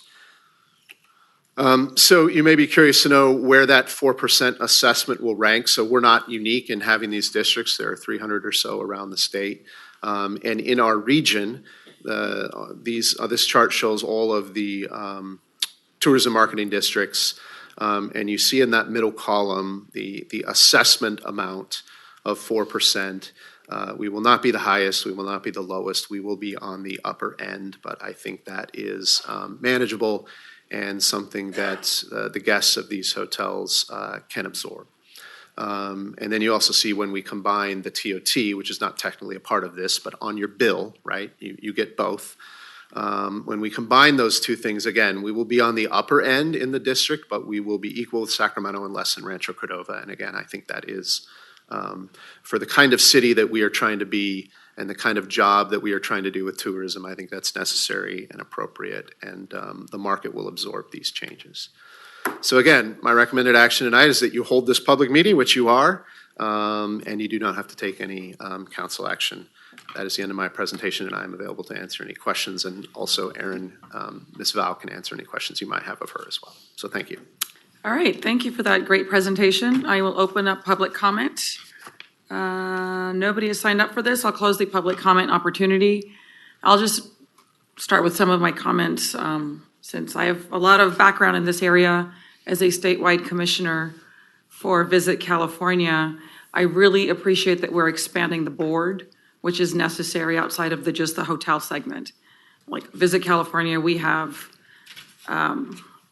anything you can imagine under the tourism umbrella. It's hotels, it's rental cars, it's theme parks, wineries, and all of that. Great big restaurants, Frank Fat's, Kevin Fat's on the executive committee. So having those diversity of voices as the city continues to grow, marketing all of our amazing amenities is going to be important. I know that statewide, travel and tourism is one of the top job creators. And so similarly, this will definitely boost our local economy. So big supporter for these great efforts. And I want to thank you, Erin, for all of the great work that you are doing and continue to do on the board to market and showcase Elk Grove. And there's definitely more to come, as you can see. So thank you for all of that great work. I'll turn to the left here. Any questions, comments? Thank you, Mayor. I appreciate the information that you shared, and just want to commend Mr. Doan and Ms. Val as well. You guys have been partners for a while, and I think this reorganization makes a lot of sense. So look forward to seeing how things develop in the future. Thank you. Vice Mayor, any comments? Thank you, Ms. Mayor. No, in a nutshell, this is good. I mean, modifying the marketing district will help us in a number of ways. And so it's something that needs to be done now as opposed to playing catch up.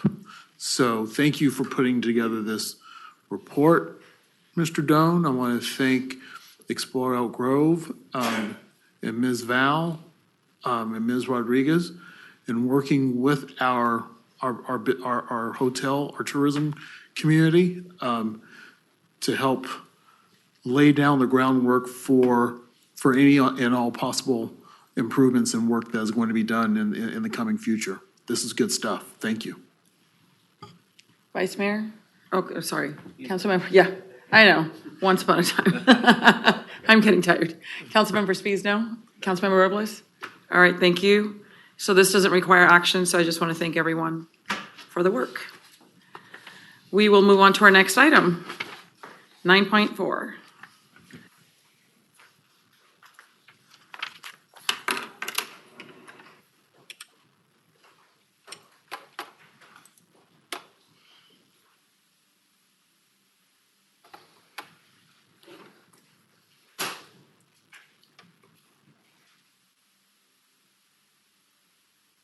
Good evening, Mayor, Vice Mayor, and council members. Thanks for having me speak today on this amazing program called the Event Sponsorship Grant Program that we have here for the City of Elk Grove. I'm going to share some information with you and look for some direction from you on how to allocate the funds. Before I even start and give you some of the background, I just want to say I love this program, and I love that we're able to help so many of our nonprofits here in Elk Grove. Being an event producer myself, I know all the work that goes into it, and I know that having help and having funding is something that they rely on, and it's really neat that we're able to provide this for these nonprofits in town. The grant program was started in 2012, and it was supported by the general fund. And there is a standardized application process to promote fairness and equitability among the grantees that are applying. And there is criteria, too, to ensure that the sponsorship funding is focused on events with citywide significance and that meet the city's goals. It is limited to nonprofit organizations that hold their events here in Elk Grove, but programming and operations are ineligible, and we have other grants for those programs. And as you can see on the pictures here, that top one, that's from Ex-Hope Denim and Diamonds, and the bottom one is the Strauss Festival, which I'm sure many of you have been to. Talking about the application process so you understand how it happens, we release the application in mid-January, and we do advertise it in the Citizen on our website. We promote it heavily on social media. We send an email directly to all of the previous applicants, anyone that throughout the years have come to us out of the time of the grant application that might be interested, and others that we think should be applying because we know that their events could use our help. Everything's submitted online. We moved to an online application years ago, and we have a new system called Web Grants. It's really great, really easy to use, and we did hold a technical webinar with the other grant programs. So Alicia and myself held a technical webinar, and lots of new nonprofits were there, which was really neat to see. And so we helped walk them through how to use the online applications. And then they were due at the end of February. And just a note, so you know, all of our grantees have to be in good standing with the Secretary of State as well as the Registry of Charitable Trust, and that's throughout the entire program of the grant. So before, when we even got these online, we checked everyone, checked their statuses, saved their statuses. Before we enter into a contract, we check them again, and before we do any payments, we check them again. And if they're not in good standing, we don't pay until they can get themselves into good standing. For this year, we received 41 eligible applications, which is probably the most we've received in a while, which was really neat. Nice to see some new people, too. And we had a total amount requested which exceeded $750,000, and that includes cash and in-kind. When we talk about in-kind, that's like police services, traffic management, facility use, integrated waste for trash carts, recycling, things like that. And we do have a really great department that reviews these, multi-departmental. That includes the PD, Public Works, Public Affairs. We have some outside agencies join us, and we all get in a room and we go over all of the applications. And what we're looking at is the event concept, the feasibility. If there's a prior performance, we can look at post reports and see how many people were in attendance. Can they attract regional visitors and kind of bring that regional visitation to Elk Grove? What is the budget they're asking for? Isn't it reasonable? And what's the impact they're having? Is this an event with citywide significance that'll bring people here to Elk Grove? You have all of them in front of you. I'm not going to go through each one and explain what they are. I can highlight some of the new ones. Again, when we talk about total support, that could be cash, in-kind, police services, integrated waste, facility use, et cetera. We have a lot of really great events, obviously, coming back this year. We've got partners with two of their events. They just held Dia de la Concha recently with all the sweet treats, and Dia de los Muertos is a really popular one of theirs. And we've got the American Legion Post 233. MLK Breakfast is a new one. We've been involved in this, and we have a new nonprofit that has applied to produce this event, so that's really exciting. Camden Music by the Lake, very popular, very popular. The Veterans Day Parade coming back. Some more of the American Legion Post 233 events. Bounty on the Boulevard, which is a really nice event over at District 56 that provides scholarships for a lot of local Elk Grove students. Elk Grove Fine Arts, they've got a festival actually this Saturday at the Plaza if you guys want to go and see it. They've applied again to bring that back. The Food Bank, they have a new event they've applied for this year, which is a 50th anniversary celebration, celebrating 50 years here. The Historical Society has applied for the spring tea and the Christmas, and they also have a new fundraiser called Raise the Barn. So they're going to get that barn fixed out there. The beloved Holiday Parade of Lights coming back with the Elk Grove Lions Club, and that kind of ties into the Illumination Festival. We've partnered with them to do those side by side, which has been really, really fun. Running of the Elk, which we just had recently, and they had the most runners they've had in a long time, and that was a big success. Franklin High School Invitational Band Review, the Carnitas Feed, which is coming up. And then we had Laguna Sunrise Rotary Club, who is taking over the Run for Independence from the Food Bank, so the Food Bank can focus on their 50th anniversary, but it still will be benefiting two food banks. So they're going to take that on this year for them, which is really cool. They're also bringing back Taste of Elk Grove. Dia de los Miles is a new one to the grant program. They've been hosting it in Elk Grove, but they hadn't applied for funding before. They had been paying out of pocket, so happy to recommend support for them. Dickens. We also have a new Dreams in Motion Elevate Elk Grove, which is a walk from Rise Women in Business. The Sacramento Asian Pacific Cultural Village is coming back with their event, and that's also coming up, and that's a really big event, and they host that at District 56 and have a lot of vendors out there. Another new one is from the Seroptimus Club, and it's Martinis and Merriment. Strauss Festival. We had a flamenco concert, which is new to us this year, which is great for our diversity thing that we're doing here. And Bubble Frenzy is new. That's been happening at the park, and they had worked with CSD, and they reached out to us for a grant.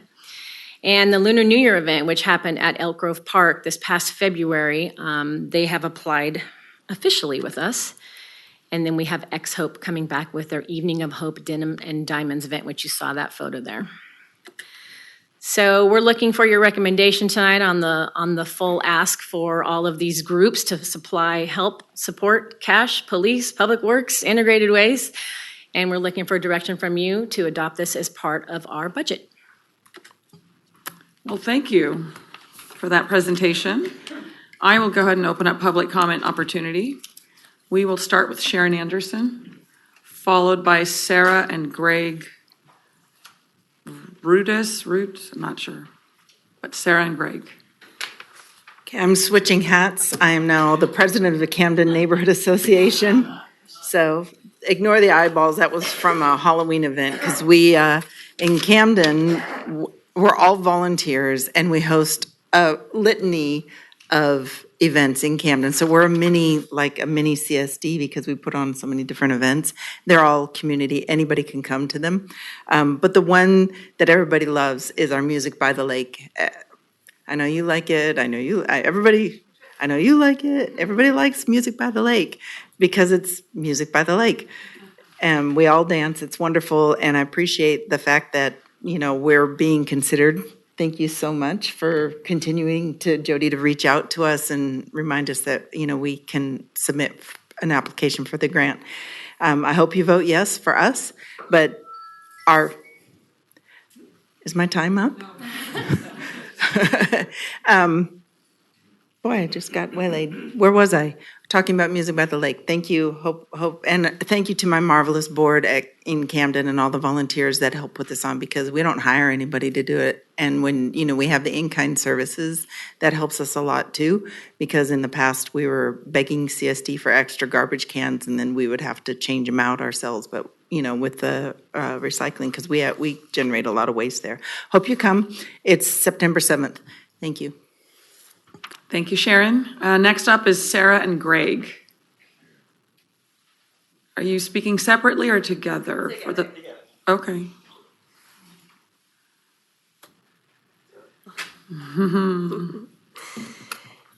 Good evening, Mayor, Vice Mayor, City Council members, and staff. My name is Sarah Roods, and I'm the Vice President of the Board of the Elk Grove Aquatics Club, formerly known as the Consumnes Rivers Aquatics Club.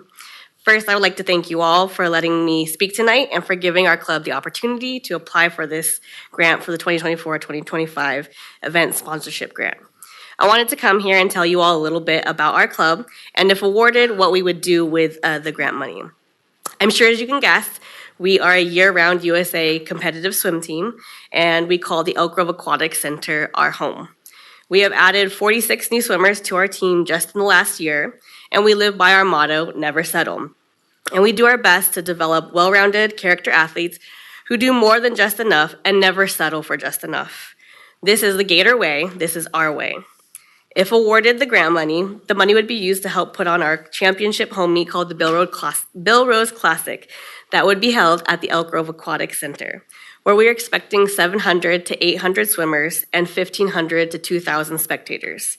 This meet would bring in swimmers and spectators from around California who would be shopping, dining, and staying around the Elk Grove area. While we do not have an economic impact report for last year's Bill Rose Classic meet, we did bring in $2.4 million for the city of Elk Grove during our Western Zones meet in 2022. Your continued support allows us to host as many home meets as possible and continues to bring in we continue to bring in revenue for the city of Elk Grove. By hosting events like the Bill Rose Classic, it shows the USA Swimming that we are capable of handling large events and will help us bid for larger championship meets like the Western Zones in future years. I appreciate your time and allowing us to speak, and we look forward to continuously working with the city of Elk Grove. Thank you. Thank you so much. Next up is Alma Lopez, followed by Brian Colson, and Brian is our final speaker. Buenas noches, good evening. My name is Alma Lopez. I'm the board chair of the Latino Center of Art and Culture. And our mission is to foster the artistic, cultural, and economic development of our Chicano Latino community in the greater Sacramento area. Last year, we kicked off our first youth program. It's called Cultura es Fuerza, Culture is Strength, and it focuses on young people 15 to 22 learning traditional Mexican dance, their significance, connection to the roots, but also leadership development. And last year, we also partnered with Fleet Feet, Dia de los Mayos 5K, which takes place here in Elk Grove. 70% of our youth are from Elk Grove. And so it was a beautiful partnership for us to also have them host their very first performance in their hometown, Elk Grove. And one of the beautiful things about this partnership is that we bring a cultural element to the Dia de los Mayos 5K. I know there's some runners here. There's also a mercado. So in terms of the engagement that happens to the community, not just here in Elk Grove, but also from folks that are coming from outside of Elk Grove. 30% of the runners last year are Elk Grove residents, and 69% are folks not from Elk Grove. So there's also an element of tourism and economic development that we bring into this in this event. So we look forward to continuing this partnership, not just this year, continuing to increase the engagement of our community, but also of our young people. This will be their second year for some of them, but it will be our second cohort, and there's also an increase of youth from Elk Grove. So we really support, or appreciate your support, and also appreciate staff for working with us. And Councilmember Sergio Robles, thank you also for your support last year. Thank you. Thank you. Brian Colson.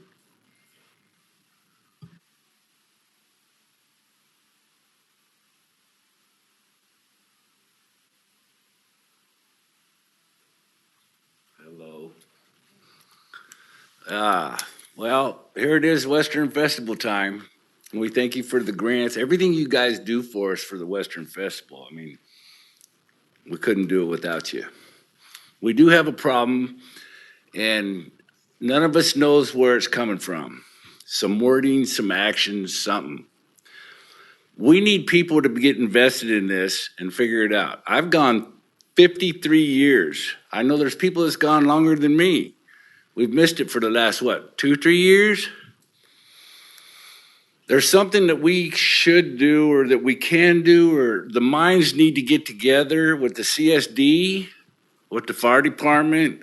I don't know any of the language. I don't understand what they're talking about. Wording doesn't mean anything to me. I work hard for everything we do, no matter what it is. And this is one thing that we can't pass up. It's gone downhill for year after year after year. And we're all to blame for it. We should all be working hard together for everybody in this community for this one single event. I mean, it's what Elk Grove was built on. I don't know if the wording's wrong because it's called a Western Festival, or if the wording's wrong because they can't get insurance, or somebody doesn't have enough money and they don't know how to spell it. I just don't understand. So I'm begging for help along with the rest of the community in our town, in our city. So let's make this thing happen, no matter what. All the kids enjoy it. All the families enjoy it. It's not just something that you just throw to the side because some wording's wrong. The CSD needs to be held accountable for what's going on here. And I think that they're doing our community wrong. And I don't like it. So I feel that maybe some of our council members that know what's going on should at least put it out there or figure it out and let us know what is going on, because we don't know. Thank you for the opportunity to be here. Thank you for the grant. Thank you for everything. I appreciate it. Thank you. All right, thank you, Mr. Colson. That is our final speaker. So I will close the public comment opportunity. And we're just providing direction for staff. So I'll start to the right. Any questions, comments, direction, changes? Are you good? Sorry, I forgot to use the mic. Thank you for everyone who applied for these grants, and look forward to participating in the events and attending, and pretty much just keep my comments short today. Thank you. You're good, Vice Mayor? I'm good. Councilmember Soon? Yeah, I support staff's recommendation. It's a lot of hard work to evaluate these proposals, so appreciate your work in there. I too concur. I support staff's recommendation. Thank you. And thank you for those that showed up to advocate for your nonprofits and your events. Really appreciate it. Mr. Colson, I'll talk to you after the meeting if you're still around. But just know that, and those that are watching, this is a CSD event. But I'm more than happy to talk to you offline. Thank you, sir. With that, we will go on to our next item, and that is council comments, reports, and future agenda items. Councilmember Robles. Nothing to report. Councilmember Spies. No, thanks, I'm good. Councilmember Brewer, Vice Mayor Brewer. Tomorrow, the Sacramento Public Library Authority Board meets up at 4 o'clock at the county offices. So that's going to be on TV, but definitely invite people to sit in the audience and participate. Councilmember Suen. Nothing to report. Thank you. My quick report is that there's two of us that did attend Cap to Cap last week, and we had a great opportunity for federal advocacy for dollars on various, we were on various teams, transportation, public safety, air quality, land use, economic development, and so on. But I wanted to do a special shout out to Jeff Warner, who led our team very proudly with the Department of Transportation to advocate for funding for the Camera Road project. We were proudly joined with the Welton Rancheria, and it's that collaboration that really makes us successful in getting these kinds of dollars. But I really wanted to do a shout out for you because you did an amazing job leading all of us and advocating on behalf of our city. So thank you for doing not only an amazing job, but bringing us all together for something very important.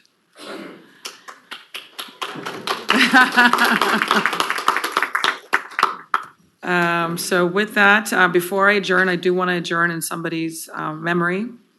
Four of us here knew him very well. And it's the passing of Adrian Espinosa. We have not had an opportunity to adjourn in his memory, wanted to give respect to the family until they were ready to share with the public of his passing. And it was a tragic loss. I watched him grow up. We've all watched him grow up. And it hit hard. And I just, it's a hard one. 26 years old. 26 years old, and our hearts go out to not only his father, Pablo Espinosa, his mother, and his stepmother, who are grieving the loss of a promising young man who had a beautiful future ahead. So please keep all your loved ones in your hearts. Give an extra hug to your children, and may his memory be a blessing to all that knew him, including all of us here. Thank you, everyone. With that, we'll adjourn at 9:11.